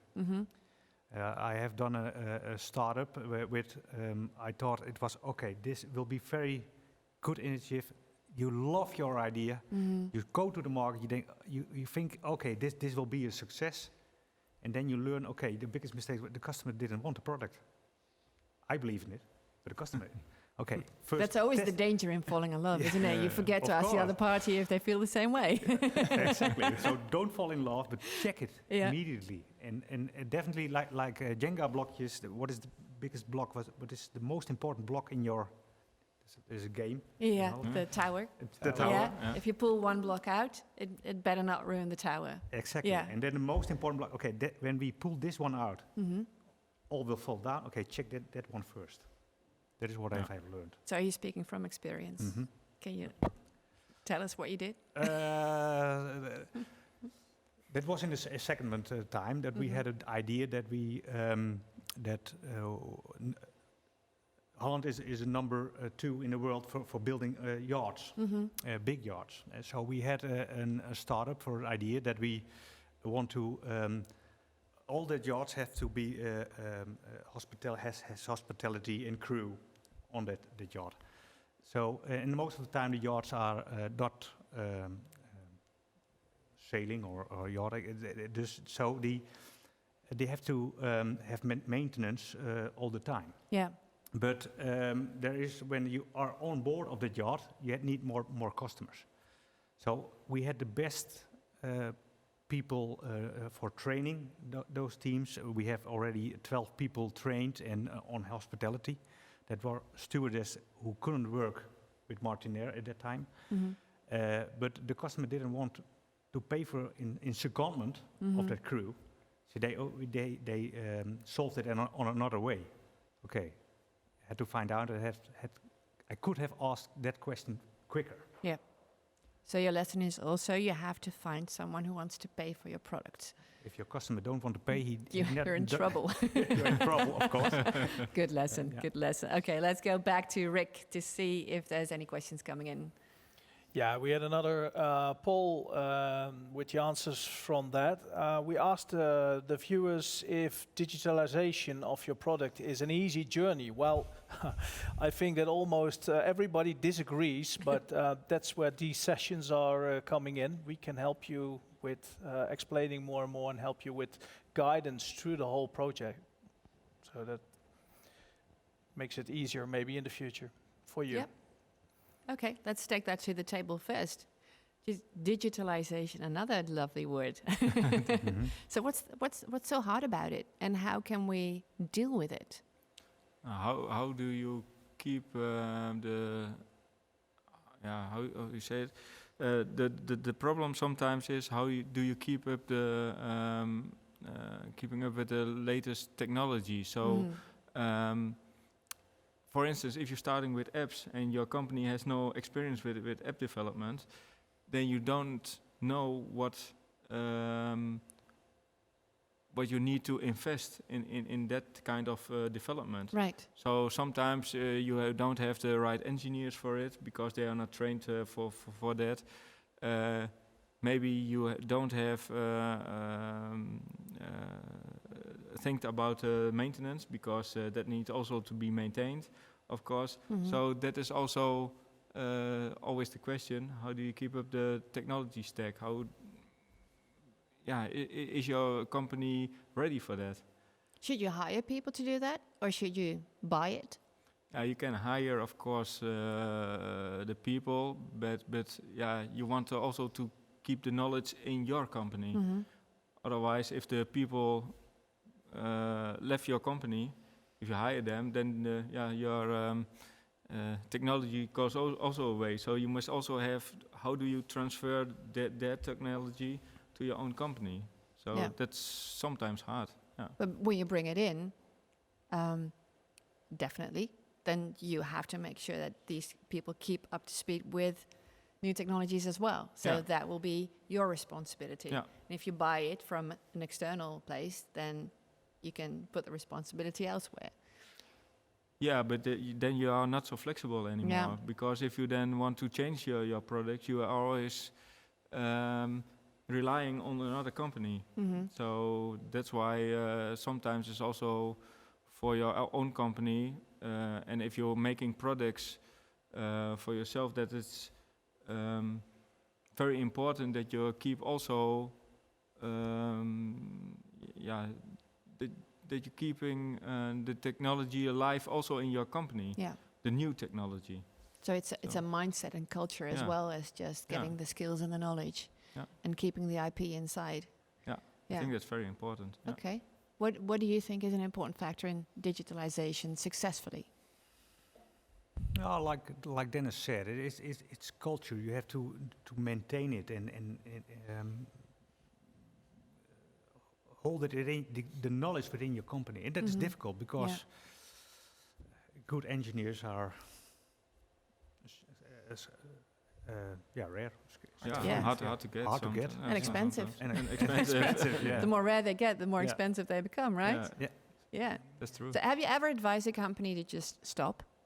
Just you have such a long way to go. You will never keep up with technology. Or could any company have a digital transformation to a certain standard? No, it could be that their wishes and demands are too far away, that they want too much in too little time. So start small and get acquainted with the technology. You can't start and say, okay, I want to be tomorrow Google. That is not possible. But start make baby steps. Yeah.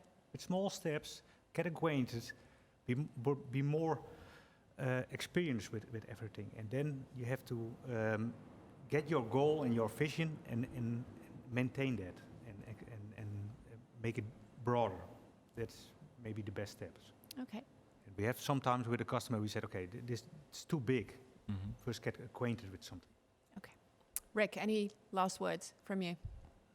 Yeah, we received a question for Bart. Customers do not the viewers do not completely understand how you can save money by the use of a notified body in the early stage of your R&D process. Could you explain a little bit more of that? Yes, I can. I had a feeling you could. Yeah, I can explain.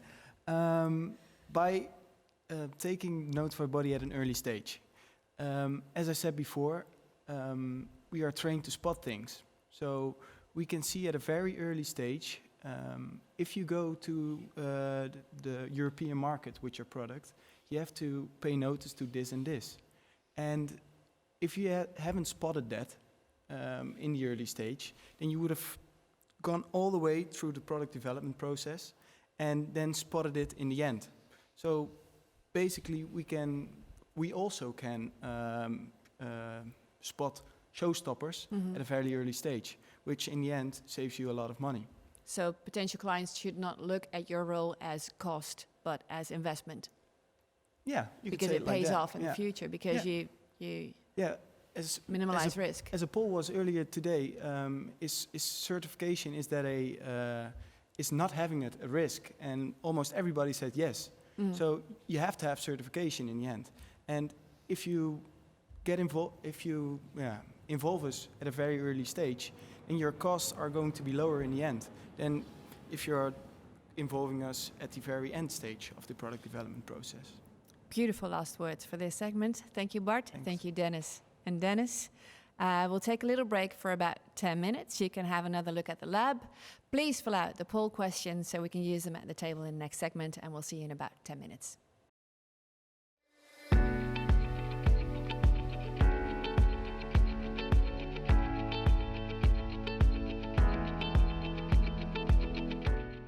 Kiwa's brand new EMC lab is equipped with state-of-the-art facilities to test the electromagnetic compatibility of a wide range of electronic devices. The laboratory has 3 anechoic rooms and 5 shielded rooms, each with a specific setup. 4 of the rooms are equipped with gas and water, allowing testing of appliances which use gas and water, which is quite unique. Testing works 2 ways. We can test if your equipment is susceptible to electromagnetic disturbances. We can measure if it emits EMC disturbances too much. And we can check if your device emits EM disturbances too much itself. In our new lab, we have multiple setups for immunity and emission, allowing us high-capacity testing. This allows us high-volume testing on radio devices, small appliances, and bigger appliances like 3-phase heat pumps.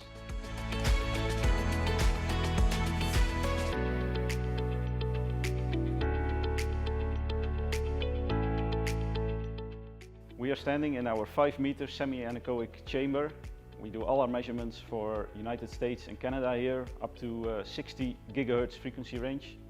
We can also use the chamber for EMC emissions up to 6 gigahertz and radiated immunity up to 20 volt per meter. The chamber is equipped with an extra large door and turntable, so we can test equipment with a diameter up to 3 meters.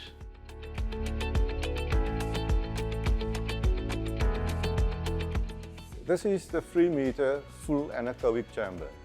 In here, we test a variety of different electrical and electronic products for radiated RF immunity and radiated RF emissions. We can perform radiated immunity tests up to 6 GHz and emission tests up to 40 GHz.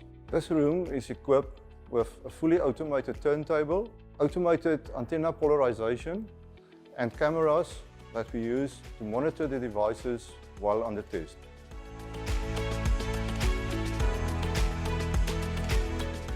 This is one of our new screened rooms. We perform conducted emission tests on AC/DC, power mains and Ethernet and telecommunication lines. The purpose of these tests is to limit the conducted emissions on the AC, DC, Ethernet and telecommunication interfaces. The frequency range of these tests is from 10 kHz to 30 MHz.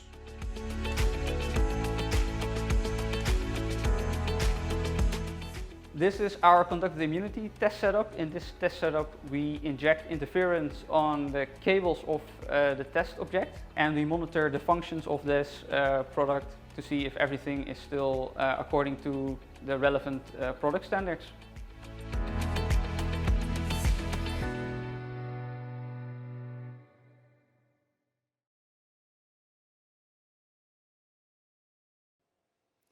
Welcome back to our next segment, and this is all about global market access. Our next speaker is Catherine Vela-Rogan, and she's Director of Sales and Business Development at Kiwa's Product Compliance Specialist, also known as PCS. She joined PCS over 10 years ago, and she specializes in global market access and project planning and management for the international type approval of radio, telecom, and ITE devices. You'll hear her story through a video she recorded earlier, but she will be present live in the chat afterwards. So if you have any questions for her or suggestions, don't hesitate to ask them in the chat as soon as you hear her say something that leads to a question or a suggestion.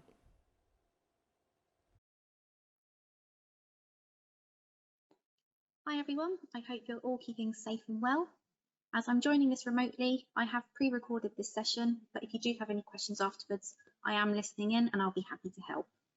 My name is Catherine and I work for Product Compliance Specialists, otherwise known as PCS, and we're a part of the Kiwa family. We specialise in the international type approval of radio, telecom and IT devices, and for the purposes of today, I will be talking about global market access for radio devices.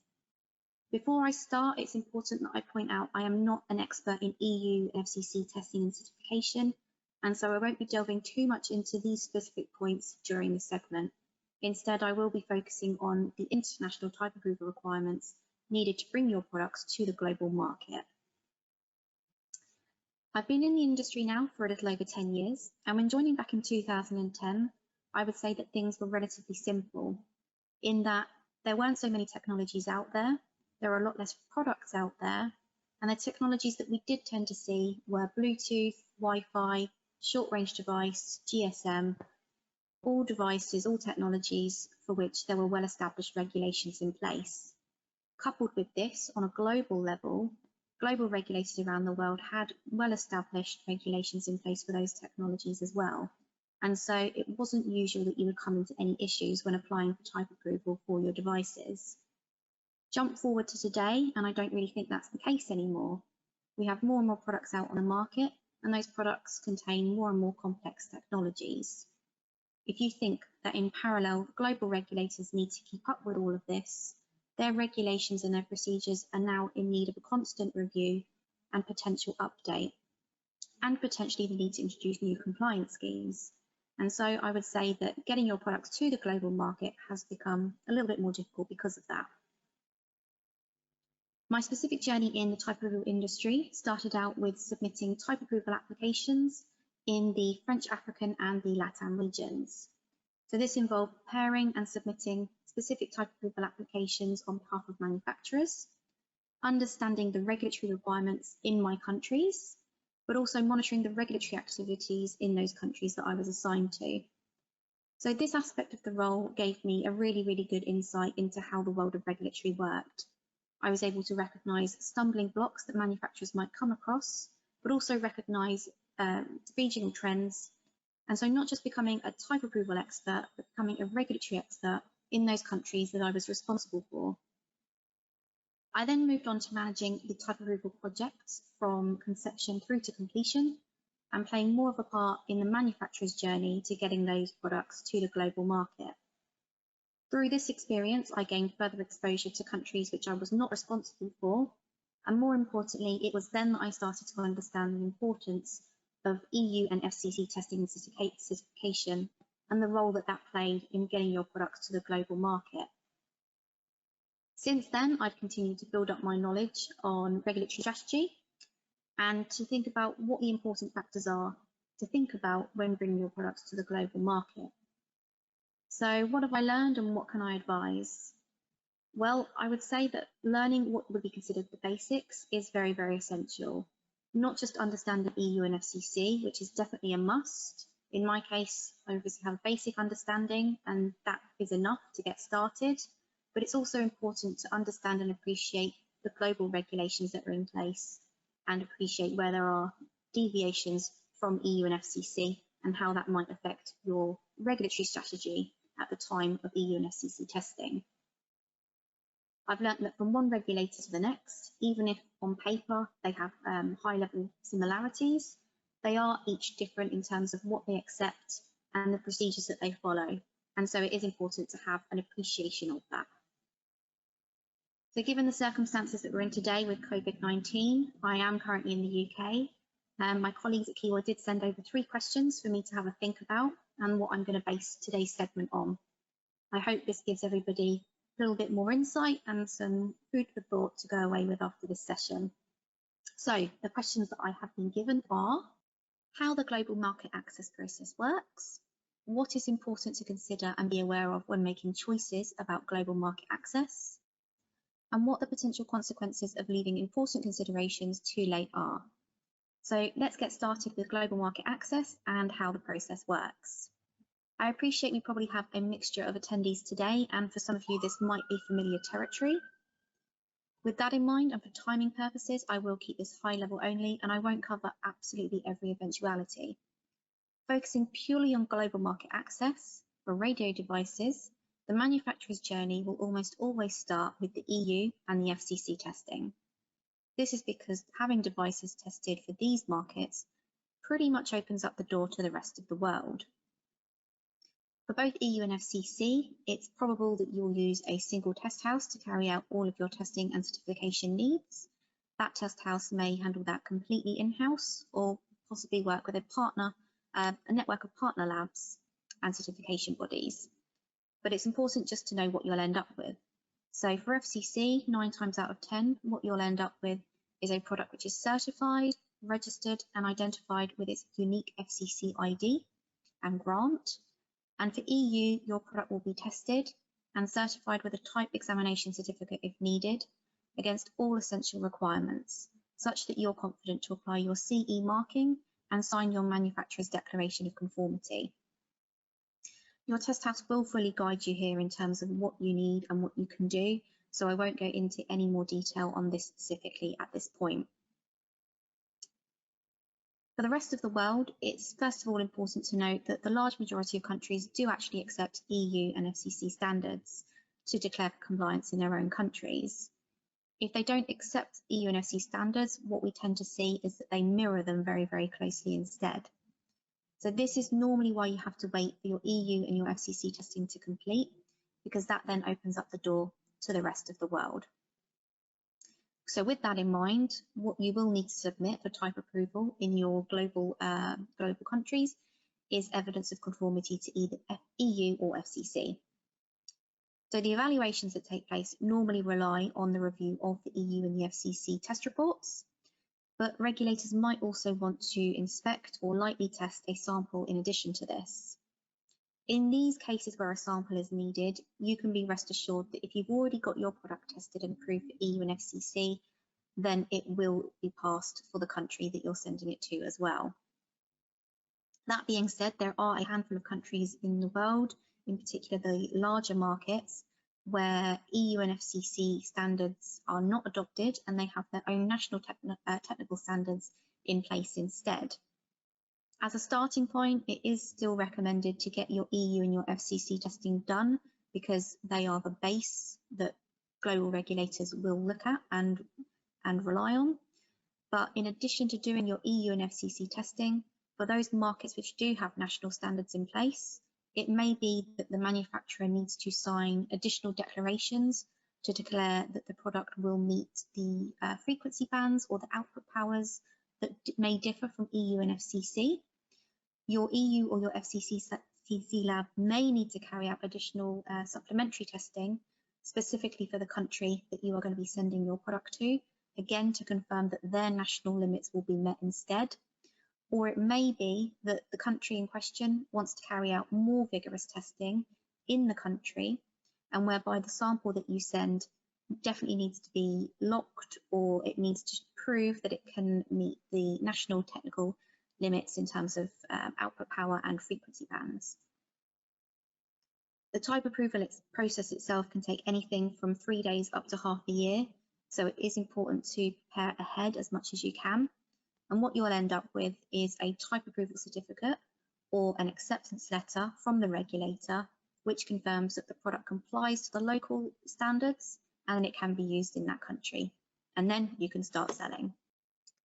Just to recap the process in very simple terms, the manufacturer will first undertake EU and FCC testing and certification of their product, and that means they can sell that product in those markets once the EU and the FCC testing and certification is completed. At the same time that this happens, applications for type approval can then begin.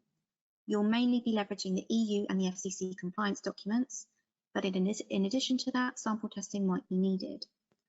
After the type approval review is complete, you'll then receive a certificate to confirm compliance for each of those countries, and that means you can start to sell. That now brings us to question number 2. What is important to consider and be aware of when thinking about global market access and how to make choices?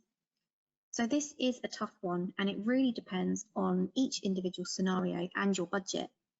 There is a lot to consider here, and this can impact the journey that you take for global markets. I've thought of a few top-level points to consider, and where I personally have seen manufacturers face obstacles as a result of not fully thinking these through.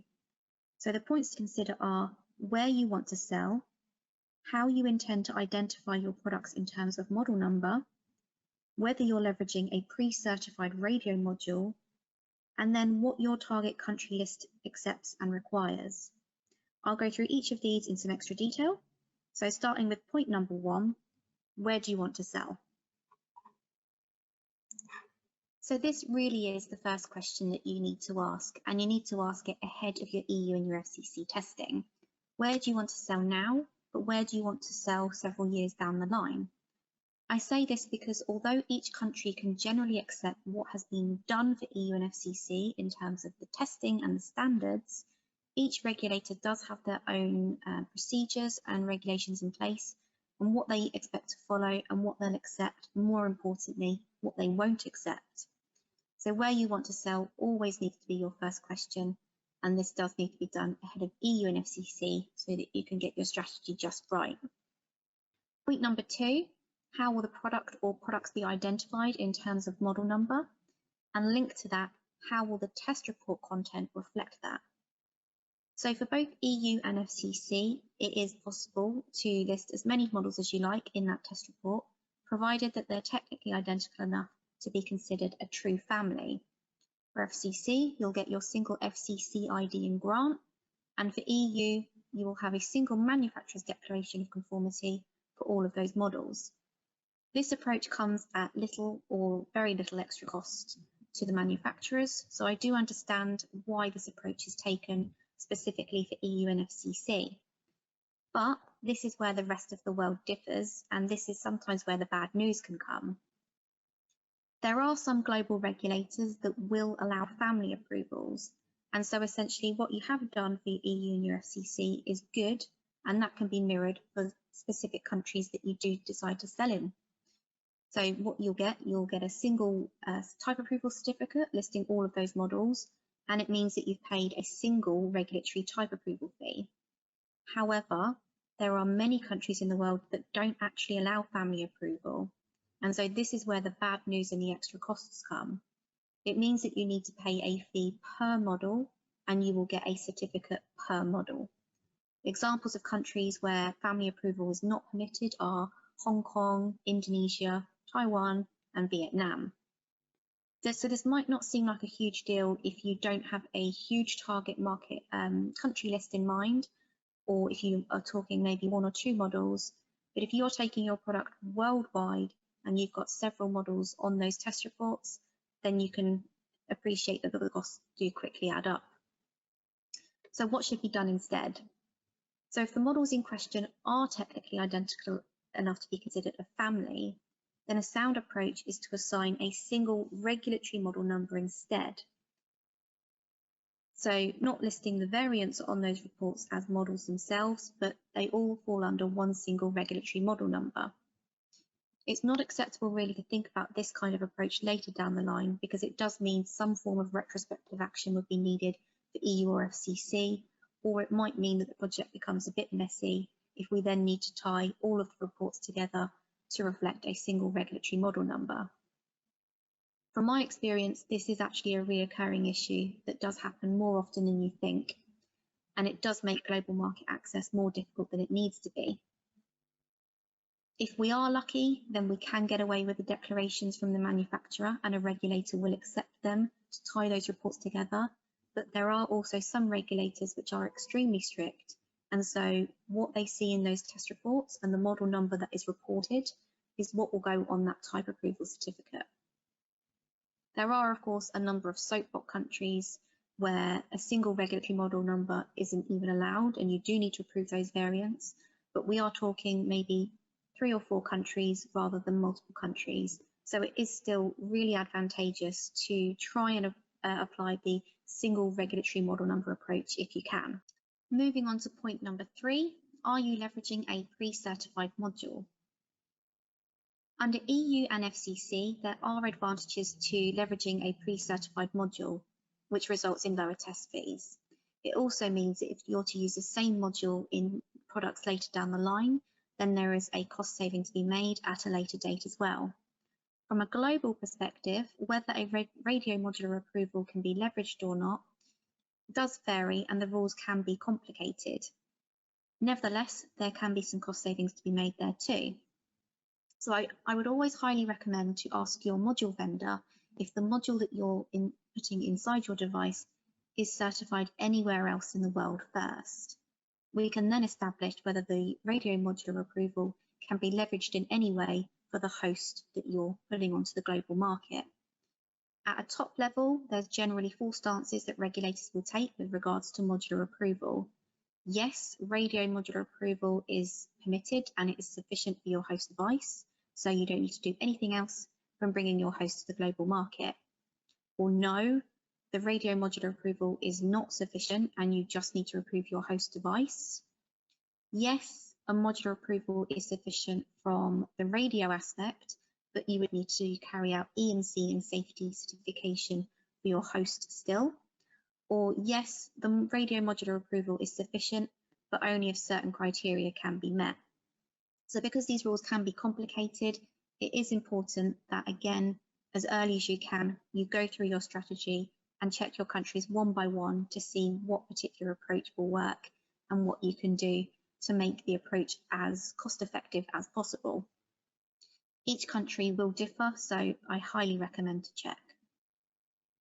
Lastly, on to point number 4, what does your specific country list accept? I've touched on the importance of assigning the model number and it's important to have that reflected in your test reports as well. But there is so much more to think about, such as whether EU or FCC test reports are accepted at all, or if there's any further actions to take early on due to potential technical barriers. Normally, when you're addressing these questions, you'll realise very quickly that it's not a case of one size fits all, and it might mean that you actually need multiple SKUs of your product depending on where it's going to be sold.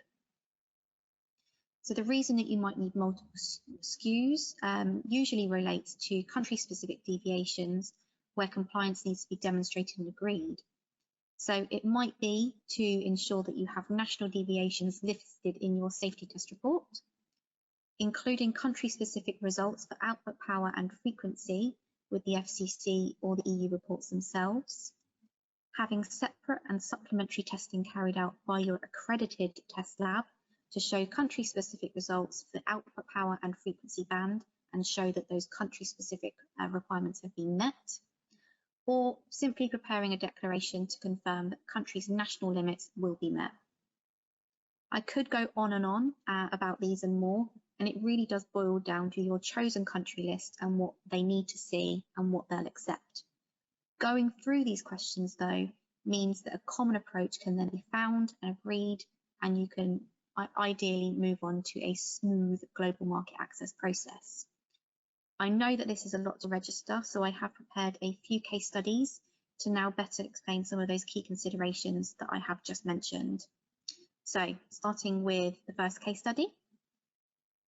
The first case study focuses on the point about the regulatory model number. This covers 3 versions of digital camera with an integrated wireless LAN module, which is not already EU or FCC certified. The manufacturer is interested in bringing these devices to the EU, USA, and rest of the world. Because the wireless LAN module is not pre-certified, the manufacturer wants to obtain host-level testing and certification for both EU and FCC. As you can see from the slide in this case study, the 3 variants have a very high degree of technical similarity, sharing the same radio module, PCB, and power supply, and they only differ in peripheral ports and cosmetics. Because of the common strong design feature here, it is perfectly acceptable that all 3 variants can be covered in a single EU and FCC test report. But rather than listing 3 models in the test report, what should be done instead is to assign a single regulatory model number which covers all 3 variants. This isn't only possible, but it is hugely advantageous. Why? Well, in the long run, it offers you the biggest cost savings. It should cut some costs for the actual EU and the FCC testing, but when you're taking the product globally, you can be rest assured that you only need to apply for and pay once for your type approval.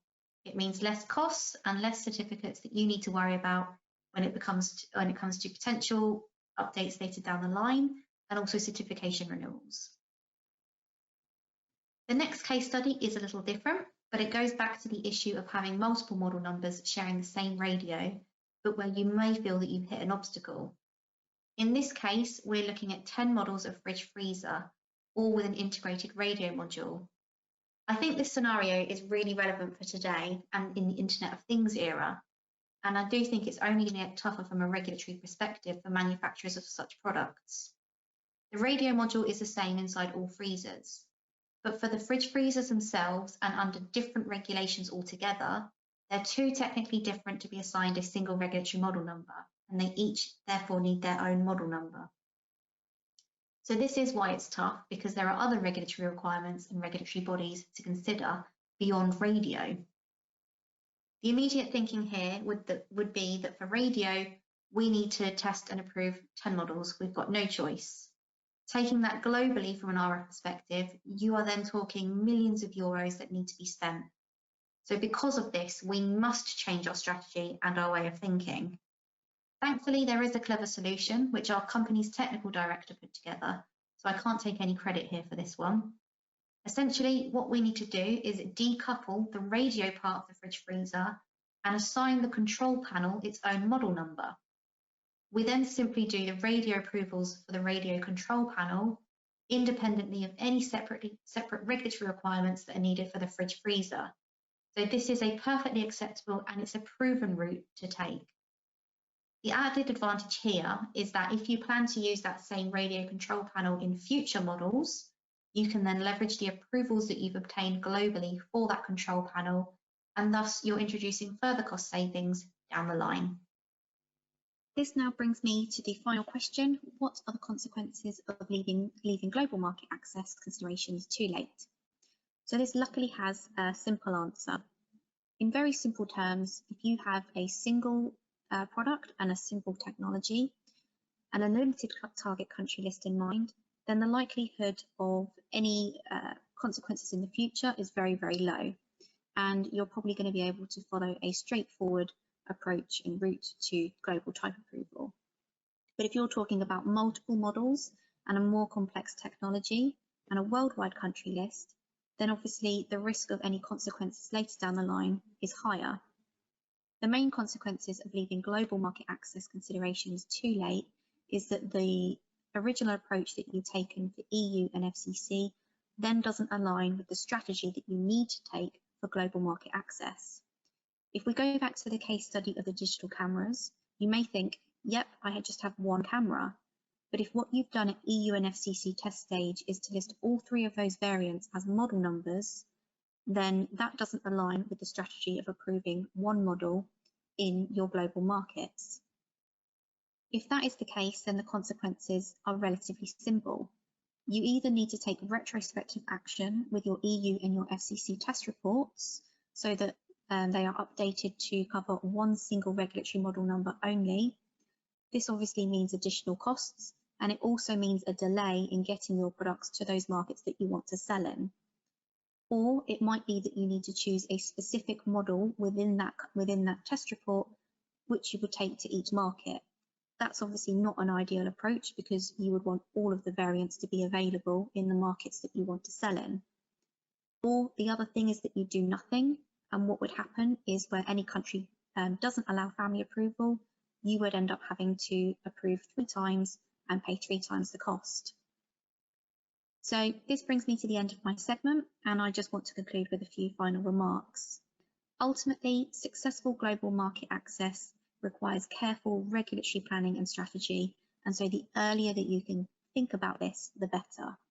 There is never a one-size-fits-all approach, and the regulatory landscape is in constant evolution. So planning, for me, is key for success. Thank you, everybody, and I hope you all stay safe and keep well. Yeah, that was Catherine. If you have any questions for her, then still don't hesitate to ask them in the chat or in the Q&A, and she will answer them live now from a distance. And in the meantime, I have 2 new guests at the table. On my left, Sjoerd Hulsinga. He's the IoT Security Product Manager at KPN Security. He has over 30 years of experience in a variety of organizations and a variety of roles. And with his business background, he's strongly focused on value creation, especially in dynamic times of change.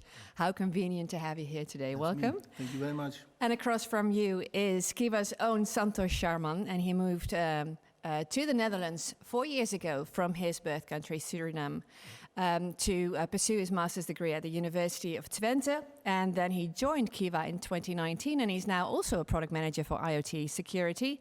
And he helps Kiwa actively develop in the field of digital transformation. Any untruth so far? None that I've heard. No. Because you're all about the security, I just want to make sure. Yes. Okay, let's talk about ETSI. Yes. Right? I had to look up how to pronounce it. ETSI is the European Telecommunication and Standardization Institute. Correct. And as far as I could Google, we're going to talk about a standard that contains requirements and procedures for cybersecurity of IoT, Internet of Things, consumer electronics. Devices. Devices. So the hardware. Correct, yes. Right, okay. What is the state, let me start with you, Sjoerd. What is the state of IoT security in general? From in your general, at the moment? Well, it's halfway between a train wreck and not so good. Oh, that's not very good. No, it is not very good. There have been a lot of incidents and also major incidents regarding the security of IoT devices. Can you give an example? Yes, I can.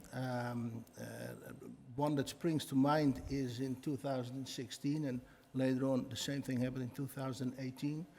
It's called the Mirai botnet.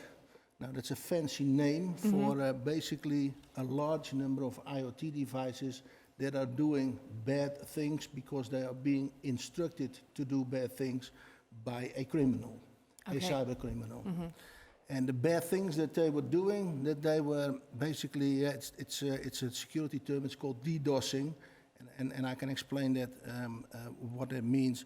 It's basically like us, most of us are working, or a lot of us are working from home at the moment, and that's convenient for when you've ordered something online and the courier comes to your door and to deliver it. He rings the doorbell, you say just a moment, you open the door, you take your package. Well, basically, DDoSing is ringing your doorbell, but there's nobody there, but then constantly. Yeah. And that's what these IoT devices, they were being instructed by these cyber criminals to do with large websites. For instance, the website from CNN, but also from Twitter, they were no longer reachable. They were pushed off of the internet because of the lack of security with those IoT devices. And the nasty thing about it is that most of the owners of those IoT devices, they were not aware of it. You don't see it, you don't notice it. It's almost invisible to you as an owner. So that's one of the larger incidents, but there are a lot of small incidents also occurring, well, every day almost. So there is also a lack of solutions to actually make those IoT devices secure in the way that those things don't happen any longer.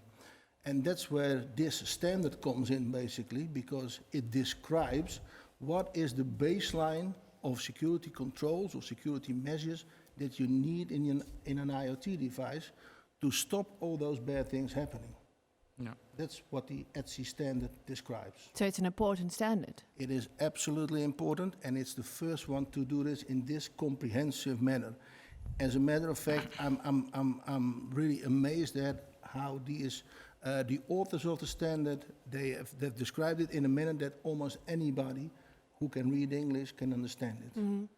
What surprised me is that when I was, preparing for this session, not having your technological background at all, trying to understand what we're going to talk about, I wanted to read a lot. I looked for the ETSI standard, this specific one, EN 303645. Nothing. Hardly anything, just a bit of speculation, but nothing that I could use to enhance my knowledge or understanding. Why is that? Is it so new? It is new. It is published a couple of months ago, in the summer of 2020. And these things also take a little time for the uptake. It's not common knowledge, just like you just said. But if it's a free download, so you can download, you can read it. It's about 40 or 45 pages, and again, it's very readable. And that's what it is. It is a bunch of very well thought out security controls to make your IoT devices better. The uptake is so manufacturers or wholesalers or importers of IoT devices actually using this standard, so incorporated into the building of their IoT devices. That needs to start. Basically, the publication of this standard is, as far as I'm concerned, the starting point for that. And the main reason for that is that consumers, over 50%, state that they are worried about the security and also privacy implications of IoT devices. They're worried about it because of those incidents. So on one hand, they're worried, and on the other hand, they don't have a clue what they're buying or giving their data to or connecting with. And that's why you need this standard, because the standard also describes that you need to explain what's happening to the data. And the standard also describes that if you want to, you can retract your data, that you have trusted that device and maybe some other service behind the device too. Yeah. Santosh, why do you think this is such an important topic for today? Yeah, I think it is important because, as the standard says, it's a baseline of cybersecurity. So what that means is how I comprehend cybersecurity is like building walls to protect a city. Yeah. And this is like the first wall. You can also compare it like to Swiss cheese. If you take a slice off, you always have holes in it. And if you drop milk on it, the milk will drop out. So this is like the first slice. But if you have a whole block of the cheese, the milk will not drop on the other side or very difficultly. So this is like the first slice of it. But still the foundation of your security for IoT. A foundation. And you just mentioned that it's hard to find some basic information on it. The reason being, this standard is also based on best practices in the industry. So you have to collect it from everywhere and bring it together. And that's why you cannot find it in one spot. And that's what it's trying to do, like bring it together, such that everything that enters the European market has at least a baseline of cybersecurity, such that everybody's protected. For example, if you have something that has a radio connection, a device for your mobile phone, you can actually be sure that if it's sold in the Netherlands, for example, it won't harm your health. It won't have like bad emissions or anything like that. And this standard intends that, but for cybersecurity. Like you could rest assured that at least there is a baseline of cybersecurity. Of course, that doesn't mean your device cannot be hacked, but there is a baseline of cybersecurity, so it means it will be harder to get hacked. Yeah. So the Dutch are quite known as a naive people. You know, if you look at social media updates, we just press OK because we want to move on to a feed. And in Germany, people actually read what this implies and what they're saying yes to. And how are we doing compared to other European countries? I think we're doing not bad. There are a lot of initiatives around this subject, also from government side. But there is still some trouble in getting all those initiatives lined up. Because everybody is looking at it from their angle. And needs to be a comprehensive look at this problem. And I think that this standard is a very good first step. And I'm hoping that it will go the way of the MDR, the Medical Device Regulation, which is also a set of standards, or in this case, rules about what medical devices need to show, need to prove. And if your device does not conform with the Medical Device Regulation, you cannot sell it in the EU. So that's a very strong you can't work around it. You can't ignore it. You can't work around it. It needs to have that certification of that it complies with the MDR. So I'm hoping that this standard will also go the same way in maybe 3 years, something like that. You know, it's also European wheels. They grind slowly. It goes slowly. Wow, not slowly, but at a certain pace. And so that's what I'm looking at the future. That's what I see. So would that be quick enough as far as you're concerned? Are we in danger as long as this is not mandatory? Well, it is in danger. There comes a point when you must do this. And because the proliferation of IoT devices is going at an exponential rate, it's going very, very fast. There are all over the world about 20 billion of these devices at the moment. In 2025, there will be 50 billion. So that means that everybody on this planet has got a number, 7 or 10, maybe 12 of those devices around him or her. And those are doing all kinds of things in your personal space.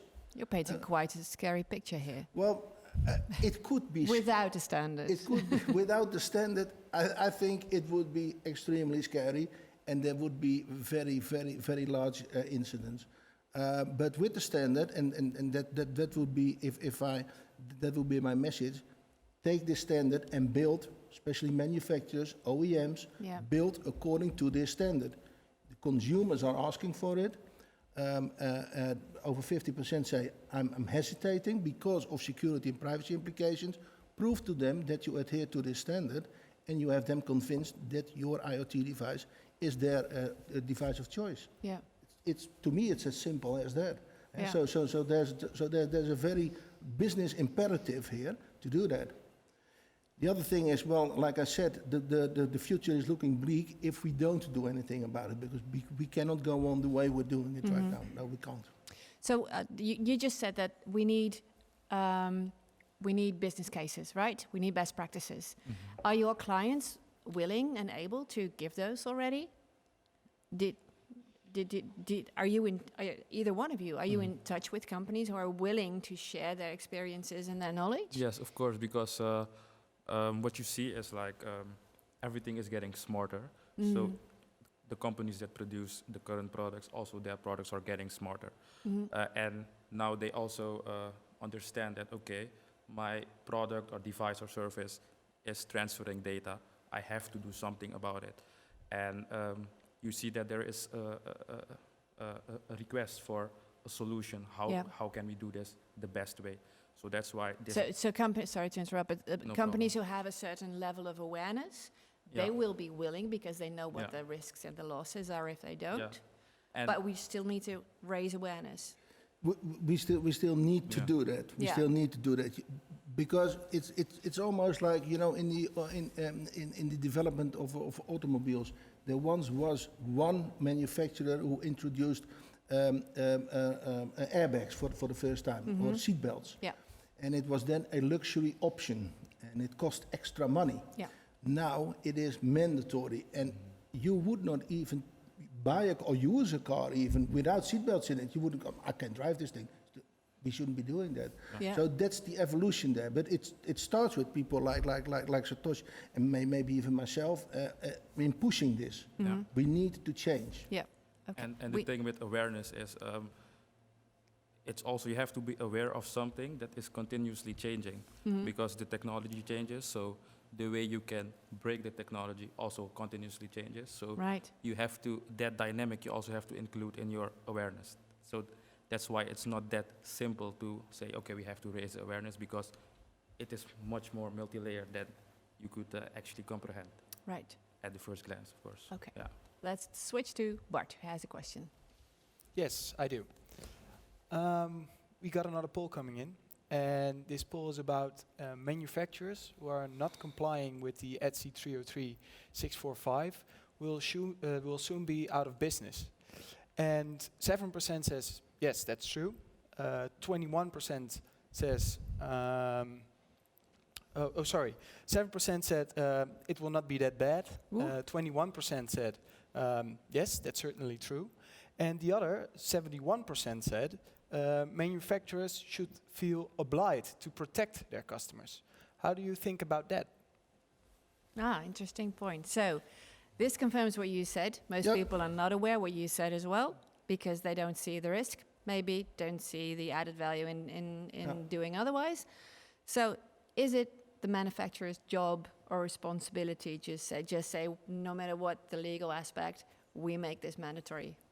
I would say yes, because who wouldn't want to protect their own customers? Yeah. I mean, because that's where the money comes from. It's as simple as that. And so you might you might have cost drivers, you might have competition drivers, you might have market drivers, etc. But in the end, it's all about the customer.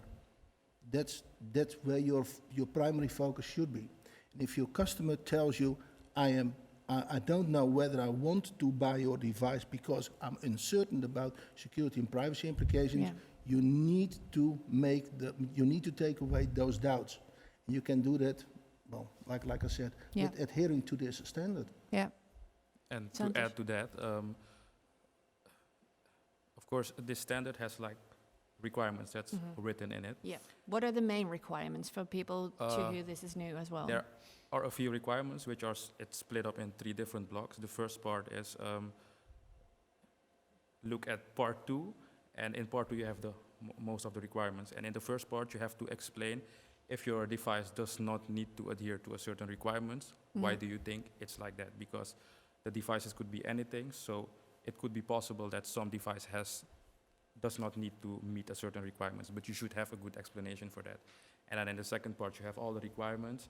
There are a lot, but some of them they're quite basic things like no universal default passwords, keep your software updated. These are like best practices. If you think about it, it's really simple, but because it's so simple, you tend to forget about it. So what actually is missing in the market is there is no structure. So this standard brings a certain kind of structure in it, such that you don't need to look for a structure because it's already solved for you. Yeah. So, and even now, if you don't think, okay, I don't need this standard, for now, the awareness for the users in the end, it's not that much as it will be in the future. Just as you explained, we just press okay, and we move on. But maybe in 5 years, we will be aware of this, and then, just as Sjoerd explained, now we will think, okay, this product does not have a certificate for the ETSI 303, I won't buy it anymore. And then in the future, after 5 years, you will not be relevant if your product does not have the certificate. Yeah. Yeah. Now, it's also something that you need to develop inside of your own organization for manufacturers, that you need to be security aware, because the principle that we're talking about is called security by design. Yeah. It basically means that if you start designing your IoT device, you start with security. Yeah. And that means that you need to have people with security talent inside your organization. Those people are scarce. So you better start now doing that, because otherwise the market will run dry of people that want to work for you in helping you in designing stuff from the startup. So you better act now before the majority understands how much is needed. Yeah. Yes. You need to beat the crowd, so to speak. Yeah. Really. And the crowd is very powerful in this. As soon as they wake up. As soon as they wake up, yes. And like I said, either the market is going to compel you to do this, is going to push you because they will not buy those devices anymore. Maybe in a year, maybe in 2 years, or the rules of the game, so the market rules, is going to compel you to do that. You need to adhere. You need to comply with this standard. So you agree with the poll question that Absolutely. If you don't comply, you'll be out of business in a few years. You will be out of business in a few years. Yes. All right, Bart. Yes, we had another poll, and this poll was actually also about this topic. And this poll was, within 3 years, the ETSI 303 645 will become mandatory, just like, for example, the medical regulations. In this poll, we asked, of course, all the attendees, and 50% said, yes, that's true. Only 5% said, that's false. And 45% said, yeah, that's maybe. How do you think about that? And please explain. Well, you already said you were hoping that it would be mandatory in 3 years. What you're seeing is a happy camper. Yeah. I'm very happy with these results, because it is basically, if you stop and think about it for 1 minute, then you will come to this conclusion. There cannot be any other sane conclusion. Yeah. So I'm very happy about it. But we need to have the manufacturers of those IoT devices come aboard. So, do you think they know, the manufacturers, or is there a lot of not knowing still? The point of being a successful manufacturer or company is knowing what your customers want. Yeah, so you're supposed to. They are supposed to. And when you do know, yes, you should act on it. Absolutely. And protect your customers. Yes. And if they don't know, I'm more than willing to meet them and talk to them about it and to explain it to them why that is, maybe even convince them. But I'm hoping that because they are running a successful business, that they understand we need to do what our customers want us to do. Yeah. So in a way, this, if whether or not this becomes mandatory in 3 years, that would be good. But we should not wait for it. It's a good thing anyway. Yeah. That's a very good remark. It's a good thing anyway, because who wants an IoT device that does whatever thing to your personal data, is being misused for whatever purpose, and often even without you knowing it? You don't want that in your house. You don't want that in your company. No, you want to have control over the things that are yours. You want them to do what you want them to do. Yeah. And also from another point of view, from the government, for example, they will also be compelled to protect the end users. Like you yourself do not want your data to be misused, but it will be the responsibility in the end, for example, of a government to ensure that that does not happen. Yeah. So also from that side, it will get pressed. Oh, absolutely. So how can Kiwa help?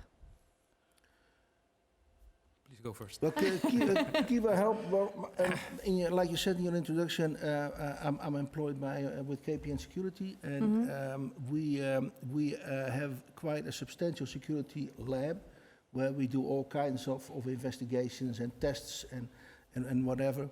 And we've also started, in cooperation with Kiwa, we started doing tests on IoT devices, whether or not they adhere, whether or not they comply with this standard. And that's what we've been doing for the last couple of months. And we're making nice steps in that. It's going in the right direction. Yeah, exactly. Because these tests are, it will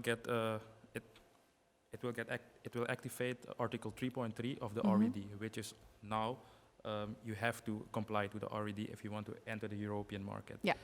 And in the end, when this standard will become mandatory, you need to have your product tested according to the standard, and you need to pass the test for you to get the RED certificate. And without the RED certificate, you cannot enter the European market. Yeah. So that's why, going back, you have to pass the test with KPN, then you have to get the certificate at Kiwa, and then you can enter the European market. That's how Kiwa can help. Yeah. So, and how does this co-creation, this working together, how does this help clients, companies? Well, it helps because they know where they can get an investigation into the compliance with the standard. So that's what we offer, or we want to offer to our customers. That's as soon as all the minor details between Kiwa and KPN are worked out, but I'm sure that's going to happen in the very near future. And so that's the place where they can come and go. And for some of these manufacturers, it's already a known address, because we do a lot of things in telecommunications, of course, where we do lots and lots of testing.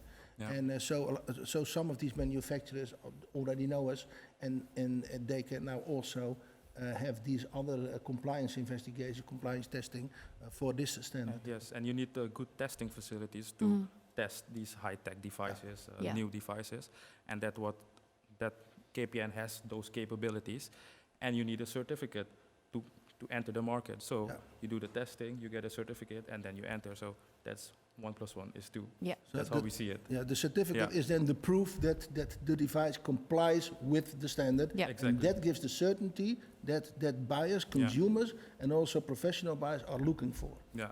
Speaking of proof, just a sidetrack, little one. You have proven, as KPN Security, to meet a lot of criteria. So I have a little surprise for you. Oh, really? Yes. Oh, what's that then? This is the biggest certificate ever to be given to anyone, I think. Oh, that's great. You did well. Thank you very much. Yeah. Thank you very much, Kiwa. You're welcome. Oh man, I'm really happy about. Well, I did not do this. The team did this. Yep. So let us be honest about it. I'm really proud of this one. This makes your partnership quite promising then, doesn't it? Absolutely. It's a good next step. Great. Great to be working together. Great. Congratulations. Oh man, this is going to get a really nice place in the central hall. Great. Thank you very much. You're Thank you very welcome. much, Kiwa. You're welcome. You're welcome. Thank you. Nice partnership. Back to your clients, potential clients, because we have a few minutes left, and this is hard stuff, you know, for a lot of people. So, what is the first thing they can do? What is the first tip you can give them, or advice that you can give them? Who should they turn to? Yes. How did they get the information? How can you help them now so they can start today? Yeah, I mean, the regular way of contacting us, just you can contact Sabine. Her contact will be given somewhere. Yeah, and the contact details will be in the chat later on, so you can find everything there. Bring the potential customers in contact with the right persons. Mm-hmm. And then what we do is we have a conversation of what the product is, how the standard looks like in details, what the requirements are, what we expect as proof. And of course, we work together with KPN, deliver them with the proof. They do the testing, and then we go further. That's is this just purely practical? I can imagine if someone, you know, just starting their business thinks, oh, I can't afford this. Is this free of charge? Do they need to sign a big contract and have huge bags of money ready to work with you? Or there is a charge, but it's a modest charge. I mean, no, you don't need big bags of money.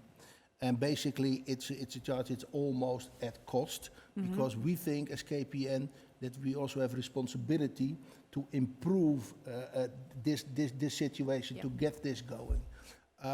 It's there is a charge, but I would say let's have those people contact either Kiwa or contact KPN. Yeah. They can use my email address for that, for instance. It will be in the chat as well. Right. And then we can go further from there. It's as simple as that. Yeah. And informing is always free of charge. Yes. They need some information on the standard itself. We can always send pointers, flyers, documents. We have enough information to inform. So that's never the problem. We have made it as easy as possible to enter it. Yeah. Your information on the website is actually the only thing that came up through Google. So you're doing good. Thank you. Okay. Anything else we need to add that hasn't been discussed on this topic? Well, I hope that this does away with the cheap, and I'm not going to mention anything further, IoT devices, which are only cheap because they take the security challenges and they put them on your plate. Yeah. Yeah.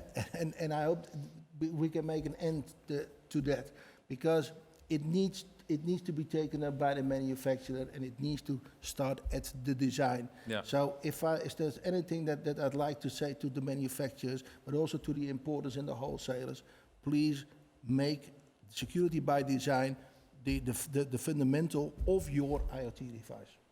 Exactly. Anything to add, or just what he said? What he said? He explained perfectly. All right. What I had in mind. Let's see if Bart has any more questions for you two.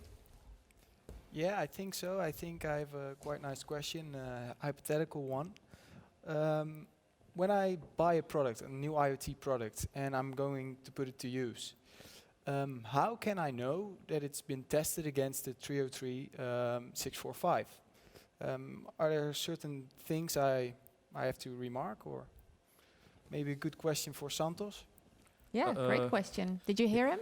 Yeah, I heard him. Okay, so as a consumer, how do you know it's been tested? For now, it's not mandatory under the RED, but if it will become mandatory under the RED, if a device is tested according to the RED, it gets a mark, so you can know it is also tested according to the 303.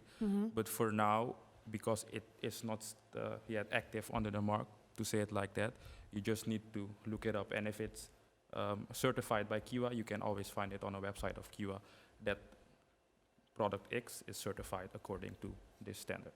So you can always find it online if it's document it correctly. And if you cannot find it, you have to actually question it if it's true.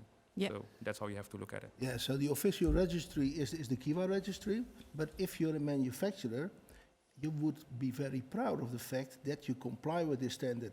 So you put it all over the packaging. As a matter of fact, it is a unique selling point at the moment. So again, the leaders in this case, well, they have a competitive advantage. So put it on the packaging, put it in your advertising, put it everywhere. And can the consumer then be certain that it's not a lie, that that's truly so that's certified? that's important because everybody can mention it on their packaging. Yeah. Yes. But that's why you need, if you look for it, you look for the company Yes. that produced it, you look for the certificate, and you find it, then it should be correct. But if you cannot find it, it is fishy. So you can draw your conclusion from that. Yeah. But you cannot make false claims on your packages in selling, in doing transactions in the Netherlands. So it would be illegal It would be illegal to do that. So so this is not legal advice, but I know for very certain that it is illegal to do that. It is, yes, certainly. So if you are a manufacturer or you sell these IoT devices, I wouldn't go there in making your own little certificate stamp or whatever. No, just get in touch today, make sure you're certified, and then be proud to show it. It's as simple as that. Yeah. All right. Well, thank you both very much. Thank you. We'll go back to the desk one more time, and there we have our dynamic duo standing together. Yes, thank you, Dorothee. You see my colleague Rick has also joined. From this point and from the desk, we would like to thank you all for watching today. It has been an honor for us behind the desk. It was very nice. And we hope you enjoyed as well. Yeah, thanks our viewers, and of course, thanks also to our speakers and our host, Dorothee, today for joining us in this event. So if you're wondering what's next, well, pay attention, because the questions that you asked in the chat and the Q&A will be answered through email shortly. You will receive an email within a few days with a recording of this session, so you can rewatch as many times as you would like. If you have any more questions or you want to have no more delay and get in touch right now and have more information or meet with one of Kiwa's people, then you can check the chat for contact details. We will be announcing 2 more events soon: Kiwa's wireless webinar and the Consumer IoT Products webinar. Don't forget to sign up now for the Kiwa IoT Challenge, and stay safe, and we hope to see you soon. Bye.